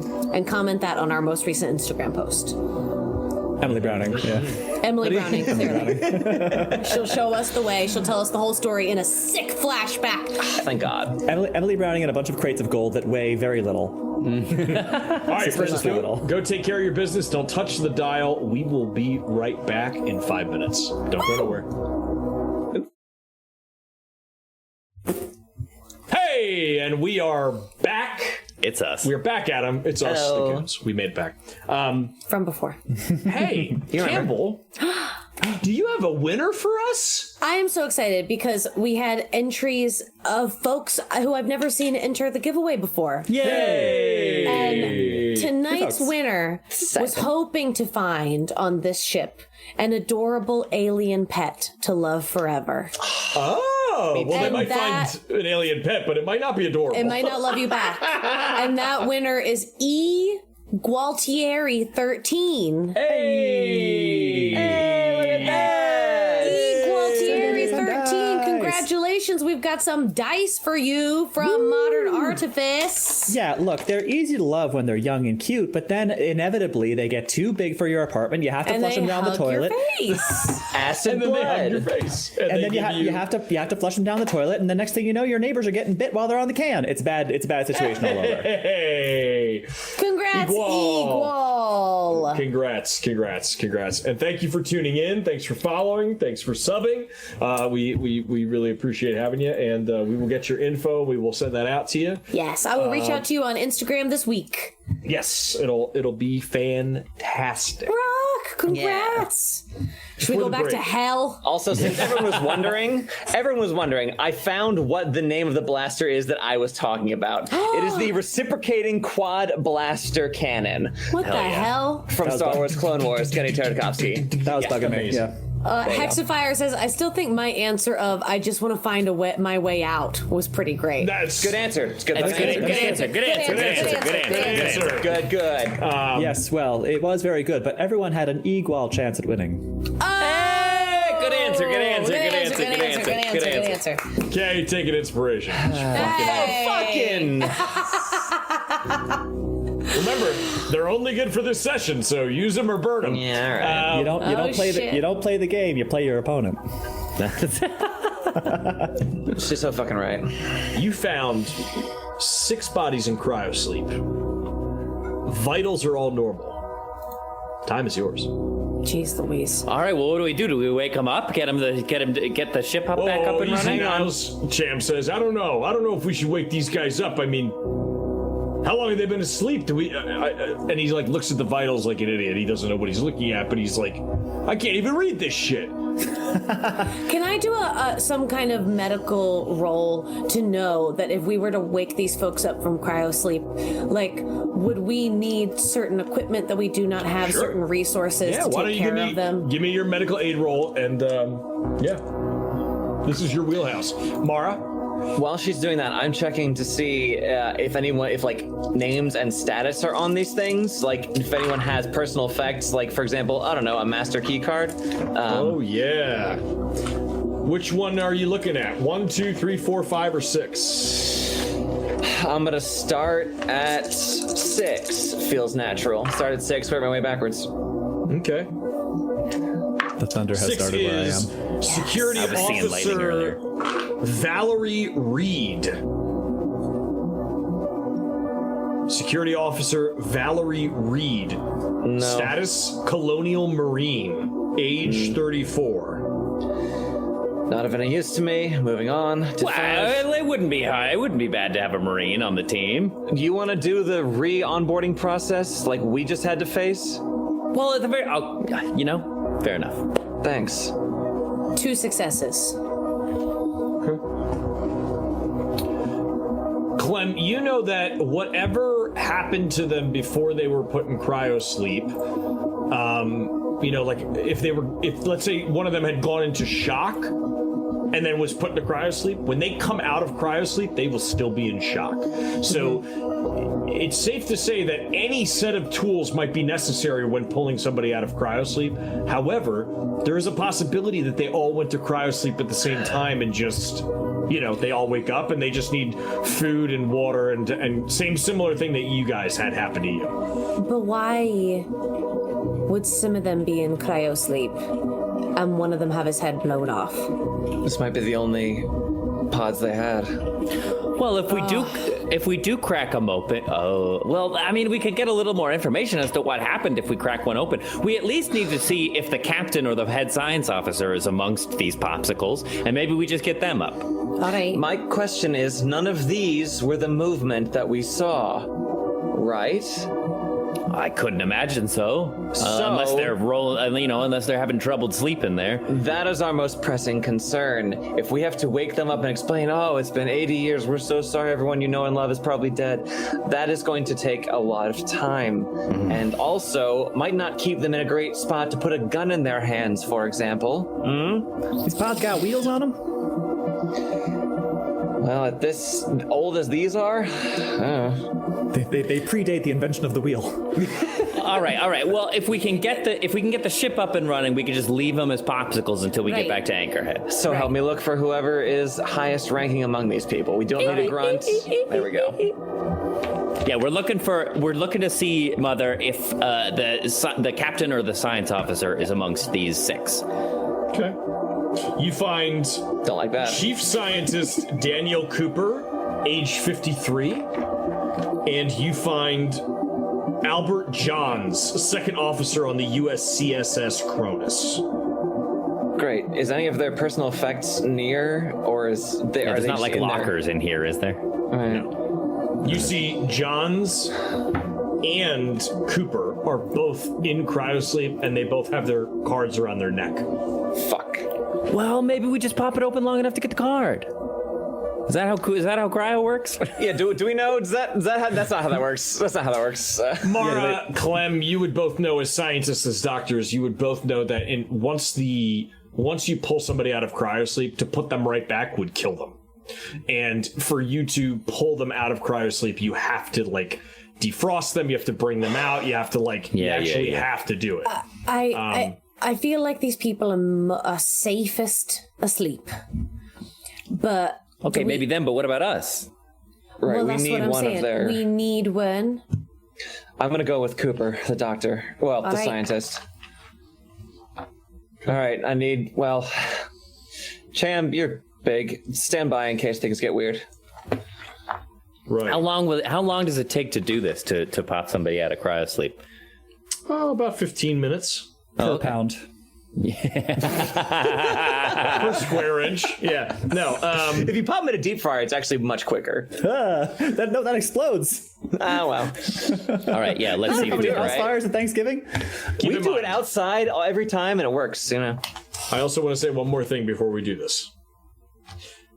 The current situation of the ship, if you were to pull somebody out of cryosleep, you have no compression suit for them. Oh yeah, wait a second. What? Oh yeah, they can't Like, breathe. well, that's what Oh I'm my saying. God, I forgot we're all in spacesuits. That's what I'm saying. Is do we I know have... it's a lot to think about. Yeah, go ahead, Campbell. But that's what I'm saying. Medically, do we not have what we need to pull someone out of cryosleep and have them survive? Currently, you don't, because the air scrubbers are off. We'd have to There's no life oxygenate. support. Yeah. There's no so you got to get the air scrubbers on and electricity so that power so that the air can be above freezing. You know what I Everyone mean? that is movement on this ship, it's not them.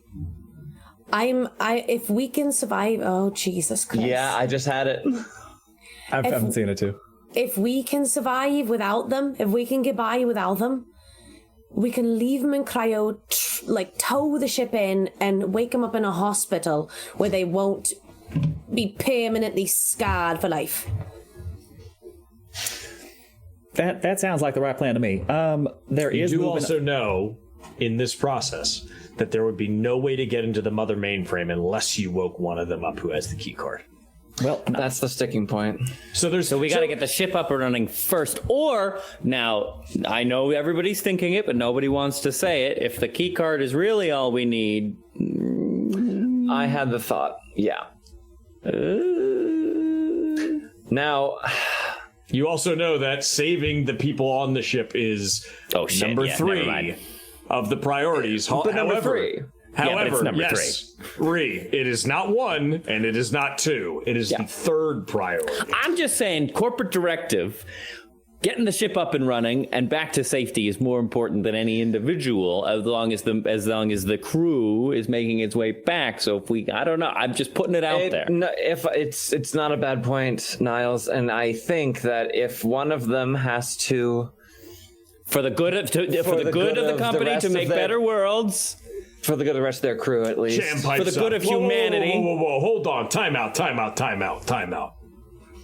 If y'all were in my position, what I mean to say is if you were in those cryopods, I would not think about bringing you back out here just to kill you. The first thing I would do is Dr. Clem over here is saying, is I would get the air scrubbers online so we could take these damn suits off. All right, we'll do the bleeding heart way. Let's get the ship up and running, and then we can see about popping one of these popsicles out of the freezer. Yeah, remember, bleeding heart, Mr. Chancellor, you got 5 hours worth of breathe time on that suit, so... Which is why I'm trying to find us the most expeditious way through this ship, young Cham. So let's be about it. All right, Harper, you're up. You can help us get things back in line. Thank you very much. Not to mention, if we get this heap running, we get to just pull it behind us and then be on a ship that is not the one where we see mysterious moving things with the motion sensor. So, Yes, please.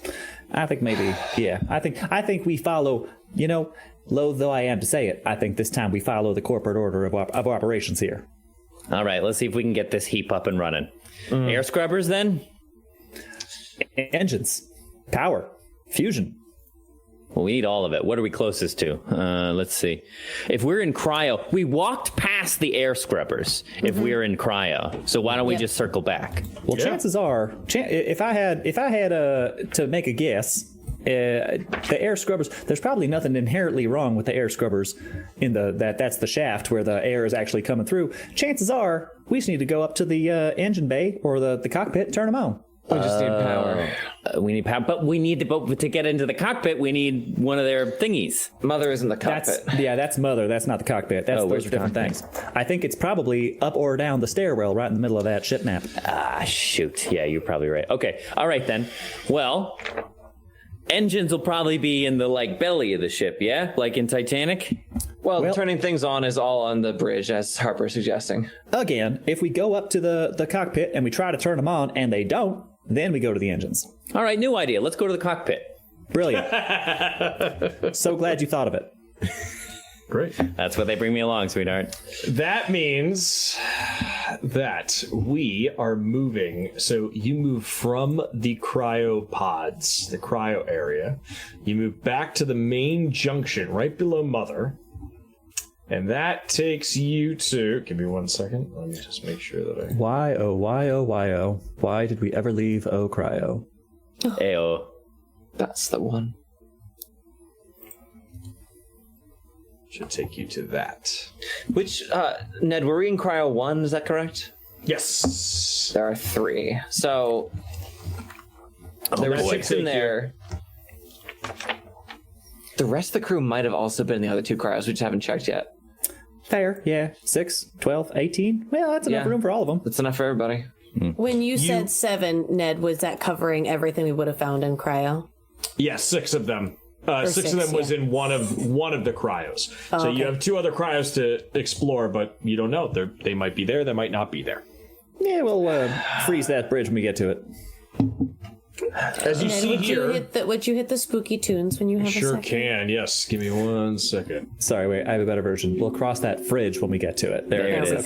There it is. We'll go to the bridge once we get to the bridge. Cross that bridge. Yeah, there we go. You come out in junction B1, which is directly, you can see, directly into the bridge with the command station, the pilot station, life support, sensor station, comm station, and the hollow display table. Time is yours. Are we there? We're in the... Yeah, as you come up through, as you come down into the vestibule, it takes you into that junction B1. So A1 leads to B1, leads to C1, leads to D1. That's how you get through the ship. Any signs of motion on our way? Give me an observation roll. Let's do it.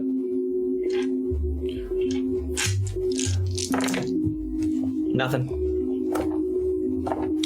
No blips. Say, Doc Sinclair, we don't know a lot about these creep crawlers that we found on the ship last time, do we? Unfortunately, no. Even the field of research that I have dedicated my entire career to, they are closely guarded secret, and seeing as much as we did is left for the only few, and very few have survived, as we got to see on LV-426. Well, like I said before, I'm planning for the worst. I'm going to assume that those little blips we saw on those on them motion trackers were those little creepy crawlers, but do we know enough about them that we might know what they lack? I know that they seem to, they prefer to be born in warm environments. Do they continue to enjoy heat as they reach maturity? Game Mother, would I know anything about that? About what in particular? About the specific habits and traits of the fabled xenomorph, even beyond what we've seen. Do they like it hot? I'm gonna say Some, even. Some like it hot. Do some or more of them like it hot? Do an amount that is about, you know. Do God, everybody's xenomorphs gonna prefer have an blondes? inspiration by the end of the fucking show. Mara, why don't you give me I have an unfinished paper on the topic. Oh, Yeah, I'm trying to think because you haven't actually been.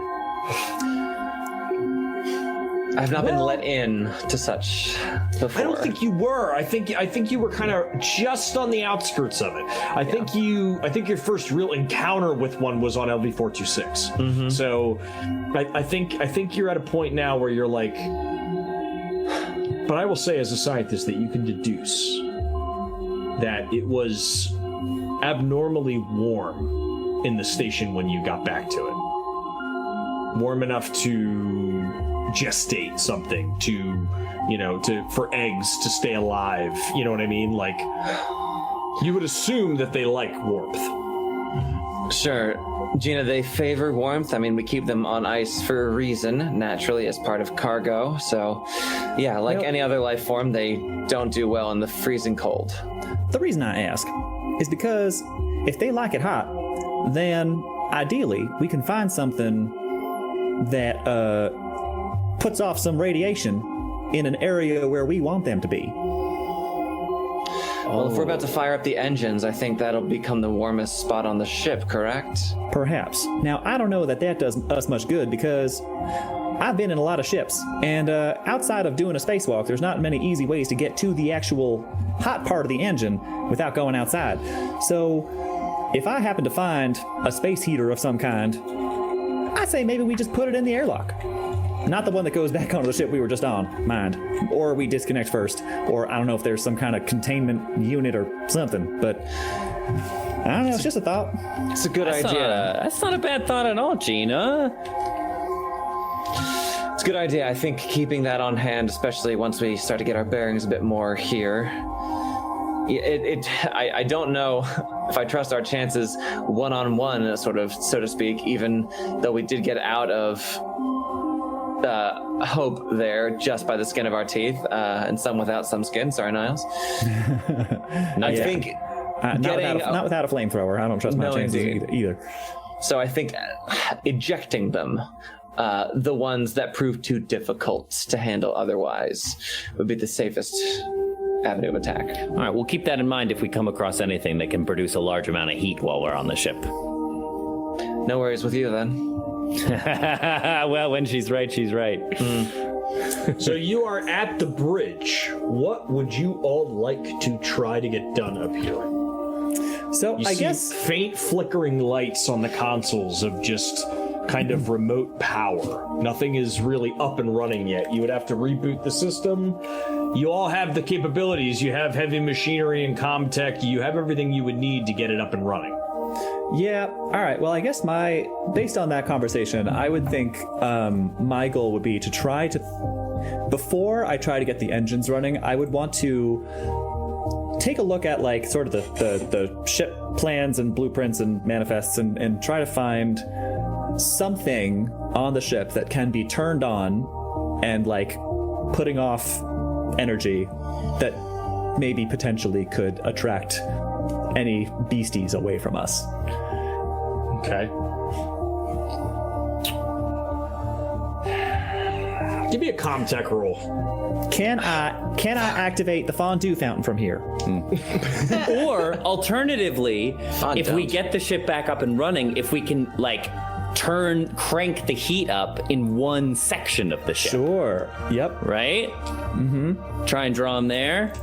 All right. Well, the roll, a comm-tech roll has been called for, so I'm going to go ahead and start there. And that is going to be 1, 2, 3, 4, that many dice. Okay, here we go. That is, no successes, but I do have a stress die. So let's see how that goes. Nope. 5. Damn. All right. You know, Gina, this is a much older ship than anything you're used to. Yeah. This is a ship that your grandfather would have flown. So, if for you to think about it, it's like, yeah, to be honest, you don't even really know what type of nuclear reactor this thing's throwing in the back. You'd have to really kind of get down there and get your hands on it to really have any idea about this. Yep. No fondue on the menu tonight. All we got is gazpacho. Damn. Oh, Gina, if we survive this, I'm gonna need you to just hang around. What kind of salary you're offering? To sit around and make me chuckle throughout the day, it's priceless. We'll talk. All right. Well, if we can't figure that, why don't we just see if we can get it up and running, and then if we come, we can plan further if we actually make contact with some of these little things. Also, just a sidebar, I assume we're kind of trying to keep it on the down low with these conversations about the actual alien, right? Because the other two, don't know that we've seen another alien. For all intents and purposes, Ryan and Sham are like, when you talk about it, I know I'm trying to juggle like 30 different things at once, but they'll hop in from time to time and have conversation. I think they know they exist. They know that they are a potential threat, but they don't know that we fled one and also took some eggs and with brought us. a lot with us. And that currently have a the bunch on their ship. But those are fine. I made sure of it, so it's fine. Definitely. Oh, that lightning is crazy. Yeah, y'all. it's crazy. It's haunting. All right, well, Gina, what do you think? Do you think we'll be able to get this bucket of bolts up and running, or are we just floating in dead space here? One way to find out. What would you like to do? I would like to turn the key. It's actually push to start. Would you like to get the command station up and running, the holographic table, the sensor station, life support, or the piloting stations? Ooh. Well, I guess All of them? all of them? No, I guess, well, if we're The going works coming right in, up. the works coming right up. Yeah. I guess if we're going in order of importance, I suppose life support. Do air scrubbers fall under the umbrella of life support? They must do. I imagine, right? They sure do. They support life, so I would assume. But I don't know. I don't know shit about space. Somebody give I'm me. also sitting here quietly not knowing shit about space. Somebody give me an observation roll. I'm terrible at that. I think Can I y'all do are it? all. I'll observe. I would love Can I to do it observe anyway, even if since I'm bad not at it? doing anything observing. else. Clem's Go ahead, observing. Clem. Go ahead, Okay. Mari. Both of you can give me one. Go ahead. I really think I'll go like ahead, too. I'll do it, I too. really do think that they're all talking, and I just have like, and I'm just like scanning with my little flashlight and my thingamajig. I got 2 successes. Deuces. 2 successes. Twinsies. Fucking. 2 successes. Wow. Deuces. Oh. Huh? You all realize. Three of them? How do? You all realize Triforce. that someone has taken an axe to Station 1, the pilot Station 1. Like a literal axe, like they. And in fact has left it embedded in the console. That's pretty hot. Oh. Oh, Wow. jeez. I can't believe I didn't notice that before. While it looks untouched, pilot station number 2 is also dead. Well, there goes getting the engines running, I guess. We ain't flying this thing out of here. Hold on. Holding. Okay, who was driving this thing? Jack Torrance? Yes. I understand that reference. You notice that the sensor station was damaged by a fire, but can be repaired by working. Taking time to kind of work it into shape. Oh, that's it. It's a fireman's axe. They were trying to put the fire out. Got You it. gotta chop the fire. Yes. The fire is shooting at us. That is some unfriendly fire, I tell you what. Dan Gow13 says, guess we need to axe that plan. Hey, Oh, yuck, yuck, yuck. This is what we're here for. These are the jokes, people. All it is.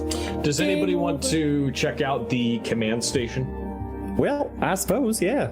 Just work our way down the This list. is your playground, Gina, yeah. Yeah. So, Gina, you go to the command station. What Can you does give- work? Can you give me a Comtech roll? I sure can. It would be my pleasure. Once I remember where on this damn sheet that is. I would like one cheeseburger, one good one Comtech roll. Extra 6s. Damn it. Mayo. No successes. Gosh. Fuck! Do you have an inspiration? I do, as a matter of fact. What does that mean? Oh, Get inspired. Doesn't that mean I just get one more success? Oh, which would be one success. Okay, That cool. gives you one success. I win. We need If you something wanna to go use our it. way. Yeah, I'll use it. Might as well. Okay. Let the rain fall down. You find exactly where the Cronus has come from. You find that it came from a uncharted planet. Campbell, that lightning strike was so bright, I saw it, and now I hear You it. hear that? Yeah, I heard that. Yeah, that's over us right now. It's That's right over us over right us. now. I saw it on your camera and heard it on your mic. That was intense. Oh, man. That's all right over Philly, baby. You find information on where the Cronus has been. It's been on a distant planet Yeah, it's In the- been. in the 26 Draconis system. Okay. Draconis and Cronus. Maybe that's why it's called Draconis. Maybe that's why I became Draconis.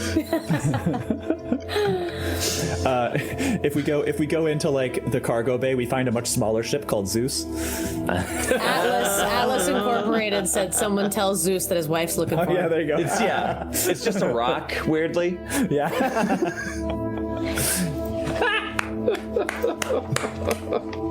That's good. One success. You see that there is a Hard fought. glass panel on the command seat chair, and it has what looks like would have been an emergency key to Mother. The glass is smashed open and the key is missing. Yeah. Oh. Smash in case of emergency. You Okay. also see that there is Locate a object. key in the command console that looks like it can be turned to give auxiliary power of some sort. Well, all right. What other All right. systems are we? What other systems do I have the option of examining here? Because I think that might be where I end up. But I'd like to know if there's anything else that I have a standard chance of fixing first. If you wanted to, you could take a shift, so it's roughly 30 minutes, and you could fix the sensor station, which would help you. Sense? Yeah, it would help you sense what's on the ship. It would allow you to see, like, it's essentially like a giant motion detector for the entire ship. That seems like it might be kind of helpful. That does seem worthwhile. Yeah, right? Y'all with me? Yeah, I think fire away. You're the pilot. Oh, yeah. Give me a Comtech roll. You need at least 2 successes, Gina. Oh boy, oh boy, oh boy, oh boy. Okay, here we go. Comtech. Comtech. Comtech. 1 success. If I roll a 6 on my stress die, Come on. then we will. Let's fucking go. Let's go. Comtech. 2. Damn it. 1 success. I mean, You're able to get it. You're able to get it partially working, Gina, to the point where you can see motion on deck B where you are. You can see the motion tracker picking up motion on deck B, but you cycle back to deck A through D, and it's only working for that one deck. But you have motion Good news, sensing on everyone. B. I have bad news. Well, we can see this floor at least. Hopefully, we won't have to go too far from here in the immediate future. So, I think maybe that means it's time to, light it back up. yeah, I think maybe we try to light it back up. And at least now we can tell on this floor where we currently are if something unwanted is coming our way. So, weapons at the Fasten ready. them. You do the honors. Turn your key, sir. That roll meant nothing. That was just 2 dice. Can you give me For flavor. a heavy machinery roll, Gina? I sure can. Oh, on Gina. I'm better at that than I am at contact. Not by a lot, but by enough. That is some crazy. I'm just watching this lightning out the It's window. lighting up It's the whole really sky. something. Wowee. I'm seeing it through my curtains. Yeah. Fucking nuts. It's further away here, but I'm getting a And little third glimpses floor, here. I'm getting all of it on top of my. all this rain's on top of me right now. Okay, I didn't roll those two. Okay, so that's 1 success, 2 successes. Yes! Stress die time. Let's fucking go! Stress die is a 3, so 2 successes. Perfect. Look at Ned. He's so chuffed. Look at his little face. What are you talking Mother is about, proud. Ned, what? Is that good or good for you? You turn the key, and initially your first response is like, yeah, and like it doesn't like you turn it, and it doesn't go all the way, and you're like, what? And you pull it out, and you notice that there is a. Sorry, content warning. We're good. You notice that there is a fingernail, like that was ripped off, stuck between the key and the full turn. Oh, shit. And so, like, whatever you do, you either like flick it or get it off or whatever. Oh, it's like the ring. Yeah. I just thought you were gonna do a Put the pull it key out in. joke. Fuck. Not here, sweetheart. It's only getting rougher. Buckle up. You put the key in and you turn it all the way, and you hear. And all of a sudden, we cut to Mother in the mainframe of the Cronus. Oh, and fuck. the red light.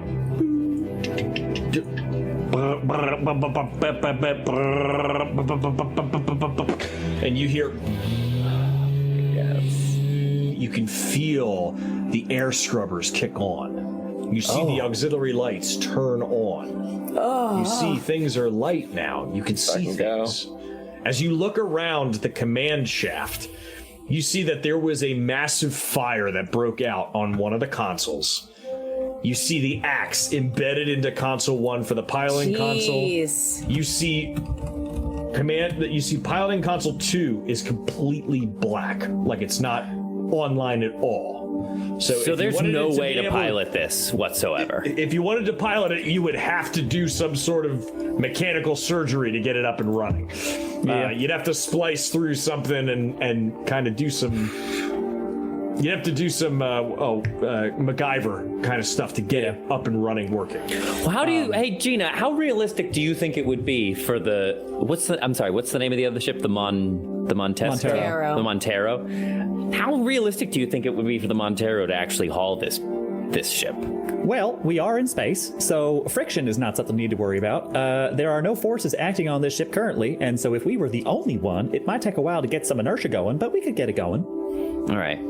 Well, you think that's more? You think that's more viable than trying to get the pilot seat up and running, or what do you say? I mean, I'm happy to give it a try, but as far as last resorts go, that's not so bad. Shouldn't be a priority, I think. But wait. Doesn't it seem someone was trying to stop this from happening at all? It seems to me like someone was trying to stop something from burning up. Like, I honestly, I cannot surmise. I do not have any good theories as to why someone tried to drive an axe through this thing. Well, whoever they were, they're either now a popsicle or gone, and we are trying to get it started again. Are there any bodies in here now that we can see? That's a good question, Mar. Yeah. You see one body that looks very disfigured and like it looks like it's tumored. Like it looks like the entire facial structure has been elephant manned in a way. How do we keep missing these things? Yeah, right? Well, it was dark. That's true. That's fair. The lights did just come on, yeah. So you see that. It's that better be good. That's my favorite part. Oh, Isma.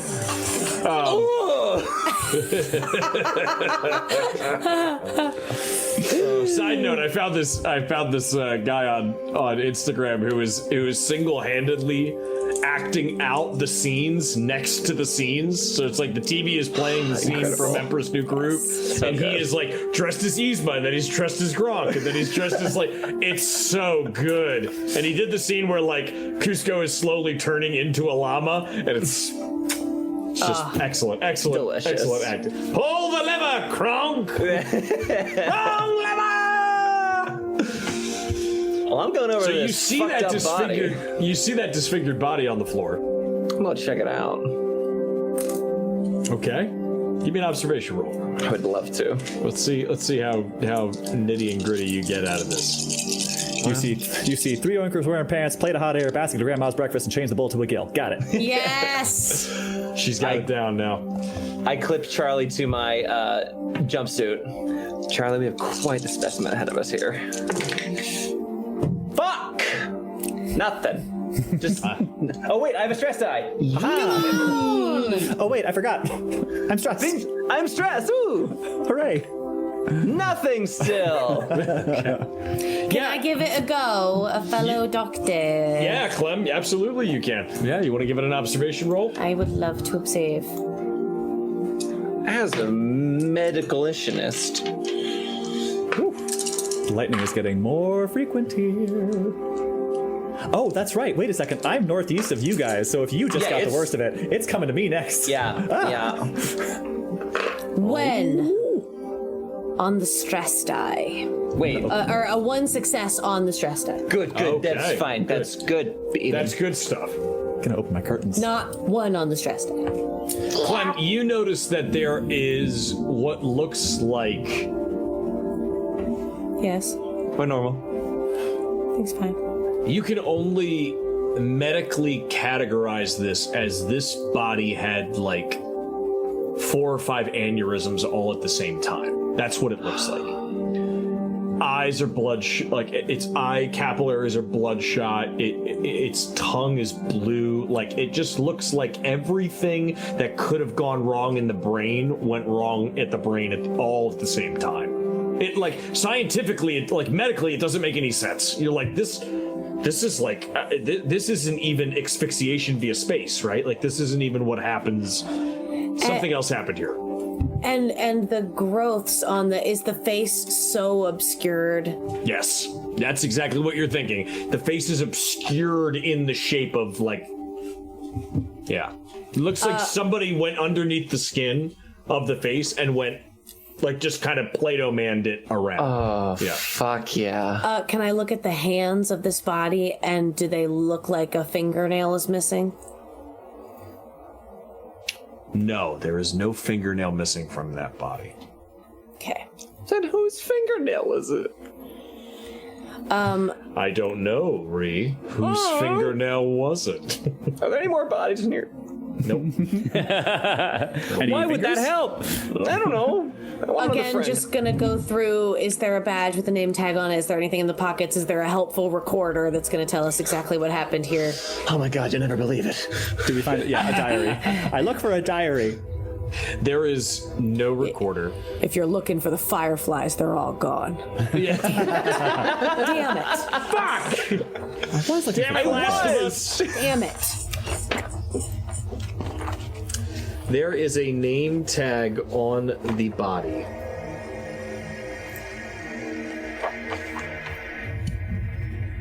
Oh, good music hit that time. Yeah, geez whiz. That says Jameson. Jameson.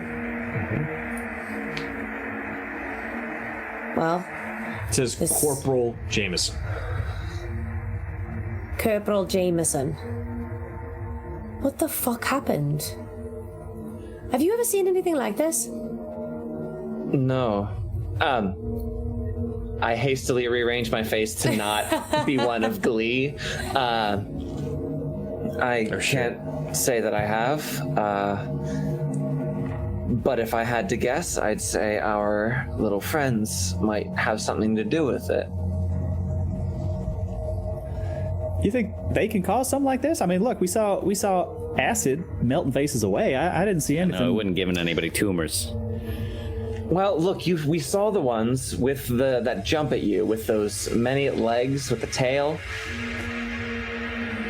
Who's to say that couldn't, I don't know, get under your skin in a weird fucked up way?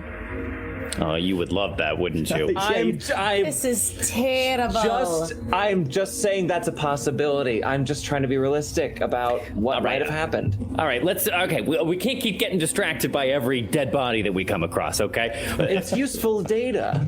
I know, but what else is useful data is getting our asses out of here, okay? We got the thing back up and running. Let's keep moving here, all right? We got are we ready to go try and wake some of these kids up from their little nap, or what do you think? Is there somewhere else we want to be? Gina, how are the air scrubbers? Are they doing their thing? Well, I think so. Air scrubbers seem to be operational. Life support systems are go. Remind me what our order of operations was. We got the thing going. Yeah, well, Niles, there's only one way to know whether again. the air scrubbers are working or not. Do you do that? Yeah. As soon as you do that, you are hit with a harsh influx of air. And it doesn't feel like oxygen. It feels almost like when you get like a bad cough of exhaust. You know, like when exhaust comes in the car, and it doesn't make you choke or anything, but you're like, oh, that's awful. And immediately, Niles, you put it back on, and you realize those filters on the air scrubbers need to be swapped out. It's easy. It's easy. It's an easy swap, but you'd have to stop by the air scrubbers to make sure that they are that they're cleaned out and good to go. But yes, the air scrubbers are online because the air feels warmer. Yeah. You know what I mean? But they've been offline for 75 fucking years. Yeah, that's true. Bingo. At that moment.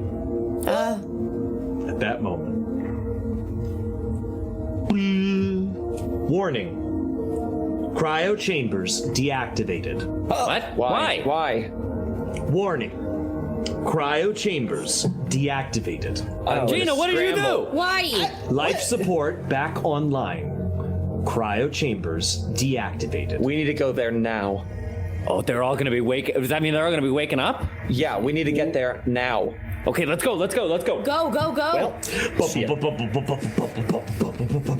So you guys are running down the hallway. Wait, you run. If they're It's not gonna actually a fucking quick jump. breathe. It's actually a quick jump because it's right upstairs. It's the next deck. So you jump upstairs. Do any of you want to split up? Does anybody want to try to fix the air scrubber while Well, you yeah, we guys should go definitely and do that. address- Someone Otherwise, needs to do that so they're they can all just going to be fucking breathe. breathing exhaust. Alrighty. Yeah. Alrighty. Let's go. Yeah. All right. Okay. Why I'm don't going Mara- cryo. You and I cryo now. Yes. Yeah. All right, Mara and Clem going to cryo. We'll take Rye so we don't have a Clem Cham scenario. Thank you. Clem Cham. All right then, Gina. Why don't we go? Why don't we go with Clem Chamder. Why don't we go with Cham to the air scrubbers? See if we can get them working, so that nobody dies of breathing Asphyxiation. exhaust. Yeah. So Cham and Gina and Niles We'll go swap out to- the filters. go to the air scrubbers. Chamder. Clem Chamder, you know. Clam Chowder. Clem Chamder. Chander. Clam Chamder. God damn it, Mara. Haven't I already given you an inspiration? You haven't actually. Okay, Mara, take an inspiration. Yeah, let's fucking go. New England style Clam Chamder. Clam. Yeah. Cham Clander. Cham Clander. Your old fuck friend me. from high school. Clam Chamder. Wrestled you in high school. Ned, take an inspiration. You don't want to wait. do that. No, I don't. No, I don't. I take it back. So, Gina, you, Cham, and Niles, you go to the air scrubbers room, and it's fairly simple. I just need a heavy machinery roll from one of you, and actually, Cham can help you guys do that. All right. Well, how many dice does he roll? He's gonna roll 4 total. All right. I stand a much better chance. I only have 2 for heavy machinery. Oh, really? You might want to roll them. Okay. these wrists. I will. Niles, you might want to roll them. I will remind you, Mother. You said this would be an easy swap. Okay, that's 1, 2 successes, and a 2 I got a 1 on the stress stress die. I got a 1 on my stress die. I'm not both did? helping. I'm not die. No, helping. I did not. I'm good. I got 2 successes. Okay. All right, Niles. Gina you says, I go- don't know that man. Niles, can you give me a D6 roll, please? I got a 6. Oh, Oh, shit. sisters. brothers and sisters. Okay. That is not righteous. Not righteous at all. No. Fuck. Oh no, I don't like what Ned says, fuck. Niles. That nervous twitch that you had earlier, it starts to come back. You got that nervous, twitch. And Gina, Gina and Cham look at you and they're like, "What are you doing? What are you doing?" And you're like, "I don't know. I can't fucking shake it." I don't know. I just haven't, it's just been a long day, all right? We were frozen for 14. You try getting frozen for 14 years. See if you're top notch the next day, all right? Give me a break. Back off. Cham. All right. Deep breaths, Mara, Captain. take a stress die. What? Who? Clem and Mara? Cham and Mara take a stress die. No, Wait, sorry. Mara's not even here. Sorry. Gina. Cham and Gina. Yeah. Take these fucking names, We man. tried. Yeah. We tried, and it's gone. Cham, Gina, Bunch take of a stress four-letter die. fucking names. Nervous twitch, a 7 on the panic roll table gives everyone around you a stress. Damn. Thanks. However, Gina, That's leading from the you front. were able to swap out with the one success that Cham gave. You were able to swap out the air scrubbers. By all intents and purposes, you should be able to breathe without your suits. Well, all right. Well, I think I'm just going to keep my... Well, how many hours of air do we have left? Yeah, remember, you only have a certain amount of air time on those compression How long have suits. we been here so far? I am going to roll a d6. And that's how many minutes you've been... That's how many years you've been here. I rolled a 3. You've been here 30 minutes so far. Okay. Out of your 5 hours of breath time. So All right, you well, have 4 hours and 30 minutes remaining on your suits. all right, well, I guess I will then tentatively, cautiously remove my helmet to breathe in that fresh filtered air. Maybe I'll give it like a minute. Just let it sort of circulate. Bravissimo. You pull off the helmet. You get that sweet relief of the perfect combination of oxygen, nitrogen, hydrogen that makes up the Earth's atmosphere. And you are able to take a deep breath in without it feeling rough.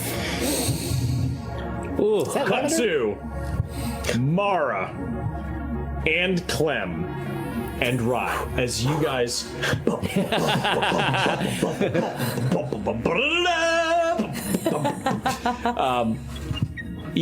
dodging out of the way of rocks and boulders. Yeah. Just a bunch of Video dead game people. run, very wide gates. Where did you get roller skates? Well, it's in my pack, Yes. You make it to because you were in such a quick location, you make it back to the cryopods. Mara, out of the corner of your eye, give me an observation roll. Clem, Yes. you make it right to the 6 pods where the people were. Mara, what'd you get? 1 success. You look to the right and you see that none of the other cryopods in the other chamber opened, which tells you that whoever's in them is either dead or they weren't activated. How many is that? The other room had another 6, and they're all closed. So it's just in 1. You haven't looked at the other room yet, but it's pretty safe to assume that, Okay. the ones who made it in there are alive. Give me 1 second.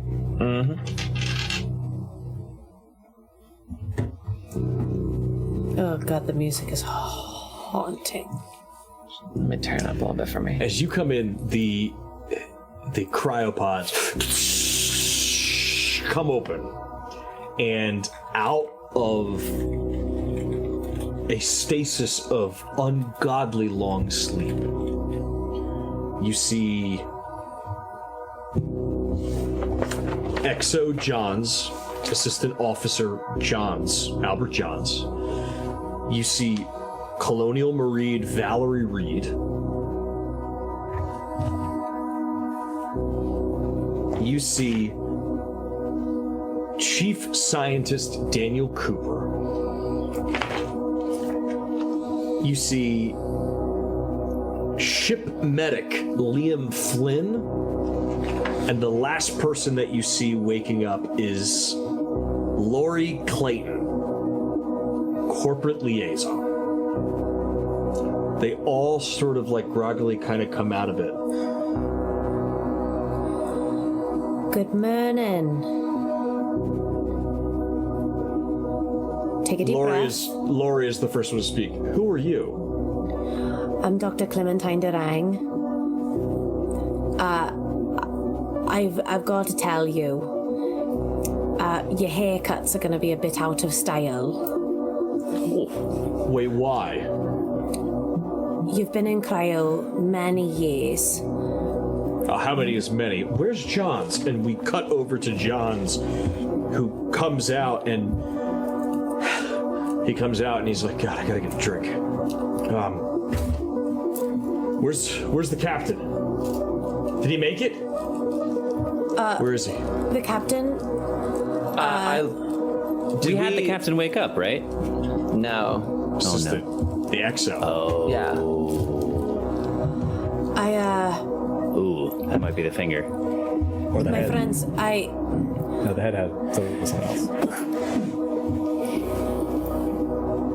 Is he acting? No. The XO. So you got the XO.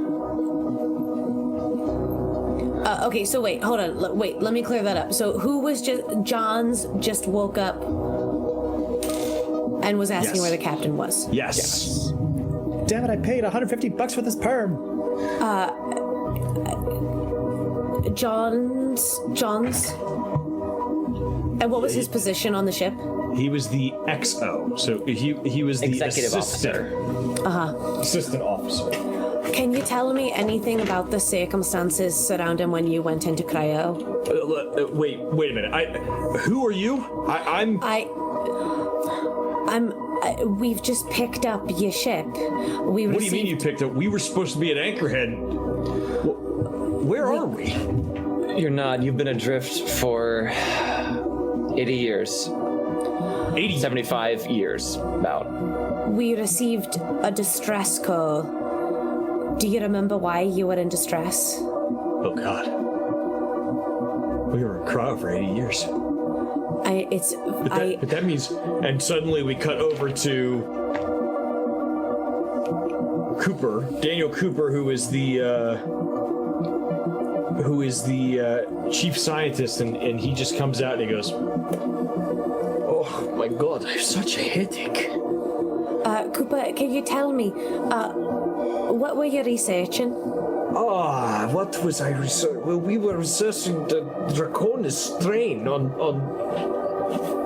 26. Does that sound familiar? Goodness, does anybody else's head really hurt? Draconis strain. Dr. Sinclair, have you ever heard of the Draconis strain? Have I heard of that before, Mother? How about you give me a med roll, like a medical aid roll, Sure. or some sort of wits roll, science roll, anything like that. Okay. Do a wits roll for it. All right. Okay, great. Cool. One success. Okay. You know that there are a lot of top secret scientific things that are worked on with Weyland Yutani. You've never heard of the Draconis strain. However, you do know as a head scientist that strains can often be biological weapons. They can often be biological cures. They can be induced for warfare, or they can be used for solving a planet's problem with keeping people alive. With like what we see with Clementine Durang's situation, where she's trying to get something back to help her planet. Mm-hmm. Sorry, friends. We're all back. Space That sucks! hurts every time. How long were we in cryo? Why? 75 Tonight's years, you're the saying? anniversary. Is it still Trans Day of Visibility? Tell me. 80 years in the me. future, Yeah, but yes. It's Trans Day of Visibility 2192. When can I reactivate Pass Without Trace? All right, anyway. There we go. It's been 84 years. We There were it talking is. about the Draconis strain. Yes. You, Gina, or I'm sorry, Mara, you know, like I said, that it could be biological warfare. It could be something to help another planet. Yeah. I forget what the next question was after that. But you keep seeing that off I'm looking at Dr. Cooper very closely. Uh-huh. Yeah. is really grabbing his head and he's really in pain. Can I start checking his vitals with my med kit? Sure. Just like, heart rate, all of that. Yeah, give me a kinda first aid shit. roll. Absolutely. Temperature. Can I try and palm his key card while she's doing that? You can. Do you want to give me a wits roll or a... I have so many fucking die for this roll. If I don't I'm succeed, trying to think. Do you have anything like sneaky? Do you have anything? Yeah, wits would probably be the thing that you'd have to roll to try to fucking sneak God. that. Yeah, like observation is the closest I could get to that. But yeah, I don't know. What about agility? Straight up Agility, wits roll. mobility, yeah. Just straight up wits roll? Agility. You know what? That's good. That would be a good dex roll. Yeah, give me an agility roll to try and take that from Okay. him when he's not with- looking. Would that be mobility or just straight agility? Just straight agility. Understood. don't worry, everyone. I just rolled 13 d6s and got 1 success. That's All that something. matters. Scoreboard. That's a lot of fucking dice. Well, Let's fucking What I go. was- 2 successes on 5. This is a cursed ass character. I'm sorry. Campbell, I will tell you this. You know that maybe he's having some migraines from the cryo. He's been out for 80-something years. Is that a normal response to coming out of cryo? It's pretty normal. Actually, you don't know what's normal because most people aren't in cryo for 84 years. The longest study that you actually watched was 72 years. And they came out and they were delirious. They needed therapy. They needed to get their legs back up and running. These people are actually still in pretty good shape. Hasn't this been 75 years to be right? Yes. 70, yes. Yeah. So yeah, like he might just be having migraines. He might just need like medicine or something for that, or there might be something else going on with him. With 1 success, that's all you know. Mara, 2 successes. while Clem is working on him and kind of looking at his vitals and checking his pupils, you are able to kind of check his back, like to breathe, you know, like, all right, take a deep breath in. And as he takes a deep breath in, you are able to swipe the key card from his neck, and he is in such pain from his head that he can't even focus. Quickly tuck that into a pocket. Clem, how's he looking? What? He's all right. Are you having some pain in your head? Oh, my head is pounding.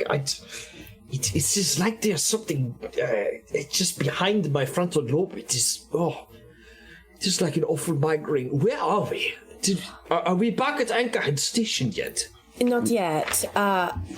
We're hoping you could fill us. We're all a little clueless here. We found your ship adrift in space and came aboard Are to you try and with us? see Wait, what you guys... Are you with us, Niles? Oh no, you're right. Oh, Sorry. right. Yeah. Now, tell me again one more time his position on the ship. He is the chief scientist. Chief scientist. They're Dracon. Yes, okay. How is everyone else feeling? How's everyone? Your head? You're right. I'm Are kind all of 6 of them having this sort of... Just him? Just him. now, Johns is like, I don't know what I'm gonna do. I'm not the captain. I'm just the XO. I keep people in line, but I don't actually run the shit. And you can see that he's Right. kind of having a panic. Yeah. right. moment. Hey. Yep. Johns, we have orders to see to your safety and to get your ship and crew to Anchorhead. We have a ship docked with you right now. We're hoping to either get you up and running, or if that fails, tow you in. It's going to be all right. Don't worry. Mara, why don't you give me a command roll to try to break him out of his panic moment? Sure. While Mara is rolling, I just gotta ask. In my med kit or anywhere in this room, is there one of those fancy X-ray thingies like in Alien Romulus.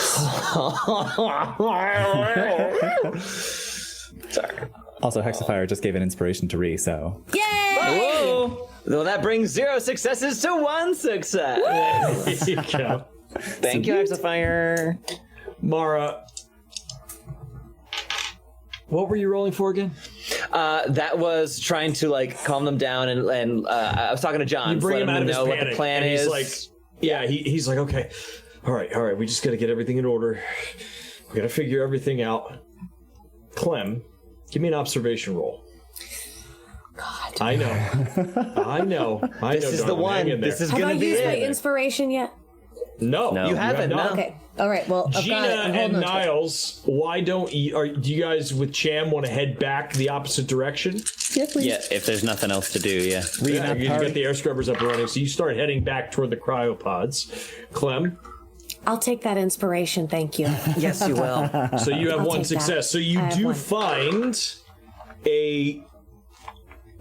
I can't think of the name because it's in the big book That of X-ray rules here. scanner thingy from Find the Alien X-ray Romulus. scanner console from Romulus. Yeah, it's on the table. What do you want to do with it? I want to go over to your boy, and I'm doing one of these. I'm just doing one of these. Yeah. I'm feeling his temperature. I'm palpating, and while I do that, I'm gonna run that over the back of his head. Yep. So he does. I don't want to stress him out too much. But I'm gonna and then right over the front, kind of like I almost like make it feel like I'm taking his temperature. Maybe he doesn't even know what the fuck I'm doing. Where are you looking at him from? From the back, from the side, from the front? Like I'm looking right at his face, and I'm like, yeah, checking his temperature, feeling his head, palpating around the neck, and then I'm just gonna shoot right front and back of his head, where he's feeling for something. perfect. As you do that, as you run the scanner over the front of his face, you see what does not look like a human skull. You see something on the outer layers and underneath it as well. And just as you see that, he starts to spasm. His eyes roll back. Blood seeps out of Cooper's nose and ears. Bloody eyes roll over white as the scientist convulses and writhes against the wall. As and your crew rush to hold the man down, you notice Mara. that I'm the here. Cronus crew begins to back away instead. Busy trying to help the convulsing scientists, you don't stop to ask them why. In the depths of a seizure now, Cooper flails about at everything and everyone. With a sickening pop and a bloody splash, his eyeballs launch from his face. Oh, fuck. This time you pause, trying to process exactly what it is you are seeing. Mara, Clem, take one stress. Yeah, all right. A slender, gore-covered arm pushes its way out of Cooper's empty eye socket. Reaches around and tugs at a distended mouth as spindly white fingers yank teeth back. No! Cooper does not scream. It's clear that he isn't in his own head anymore, something else. And it wants out. Flesh tears, tendons snap, and before you stands a hunched over alienoid creature. No! Kill it now! You hear somebody yell from the back as the translucent white like placenta thing struggles to get to its two slender feet. And that is where we will call it tonight. Head popping aliens! Head popping aliens! Oh no. What are they gonna come out of next? That's a fucking new one. That's new! Oh my god! Hey, I don't know. I didn't see that one coming. Oh, of course. That's why he blew it. I The had other my guy blew his head suspicions. off. And the veins, like the blood, and yeah, and his head being fucked up in the bridge. Yeah. Oh no! Oh, yeah. no. It's all coming together. Oh, yeah. It's all coming together. Oh no! I apologize for anybody that was like, I know it's very graphic. Listen, Free League has done a lovely job of having that text written out for you to read it because of how gruesome and how brutal it is. We want the horror. We're here for the horror. Yes, we want the spook. But yeah, so Dr. Cooper has left the building. He's not in his head anymore, that's for sure. Glad I got that key card. Yeah, but you got the key card, and we will handle the fallout of this situation next week. Holy moly. Shit, you guys are gonna have to figure something out here. We are so in the business. Brothers and sisters. Oh, brothers and sisters. And the party split. What could go wrong? You made us do it, man. You made us do it. You made us split the party. Oh no, guys, I dropped my glasses. I can't see without my glasses. Gina. Friends, Romans, goons, gaggle, countrymen, country ladies, aliens. Country everybody. Lend me your ears. We are CFDM Network. We are the Critical Fail DM Network, and this is our mini-series for Alien Chariot of the Goons, starring Trevor, Ree, Campbell, and Kay as Gina Harper, Clementine Durang, Mary Sinclair, and Niles Chancellor.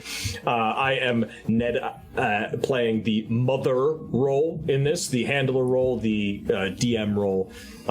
We are so happy to have you. If you are new here, check out our Patreon, check out our website, check out Spotify, where you can find all of our other podcasts that you can listen to. We have something called the Stradcast. We're playing Curse of Strahd. We're almost at the end of our 3-year campaign, 5-year campaign, right? Aren't we like... We started in 2021. 2021. So 4? 4 years. We're at Between 3 and 5. We're at exactly the Between 3 4-year and 5, not 6, because that's when outright. we started playing. Yes. So we are coming to an end of that. We have a new thing in the tube. We announced a little something about that on our most recent episode. Go listen to that if you want to hear about it. Thank you, Kay, for throwing that edit in. It sounded fantastic. It sounded great. And we are always doing mini series here as well, and you can get access to that on our Patreon. $5. It's the cost of a cup of coffee. I got a medium Dunkin' Donuts coffee. It was $4.89.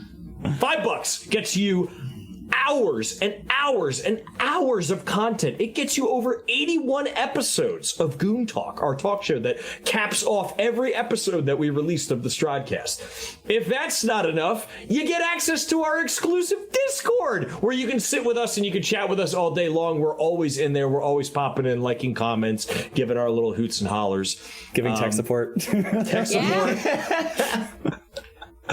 Kay tends to do that more for me as a showrunner than anybody else, but God bless you. But that's what we have to offer. That's what we're doing. If you want to see us again, tune in next week, Monday night, 7 p.m. Eastern Standard Time. Same Goon place, same Goon time for episode 5 of Chariot of the Goons. We will see our friends here try to claw their way out of the situation they find themselves in. It's bad. I prefer to shoot. Anything else for our friends before we have to go? Anybody want to send us out on a bang?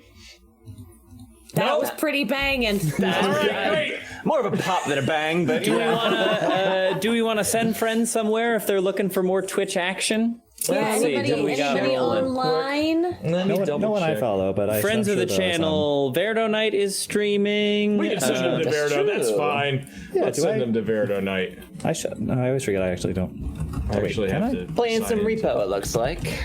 Oh, Repo's good stuff. Yeah, we will send them to Verdo Night real quick. Give me 1 second. I will set that up. And while I am setting that up, please, friends, be sure to like and subscribe if you haven't. Tell all your friends and family about us. We love you very much.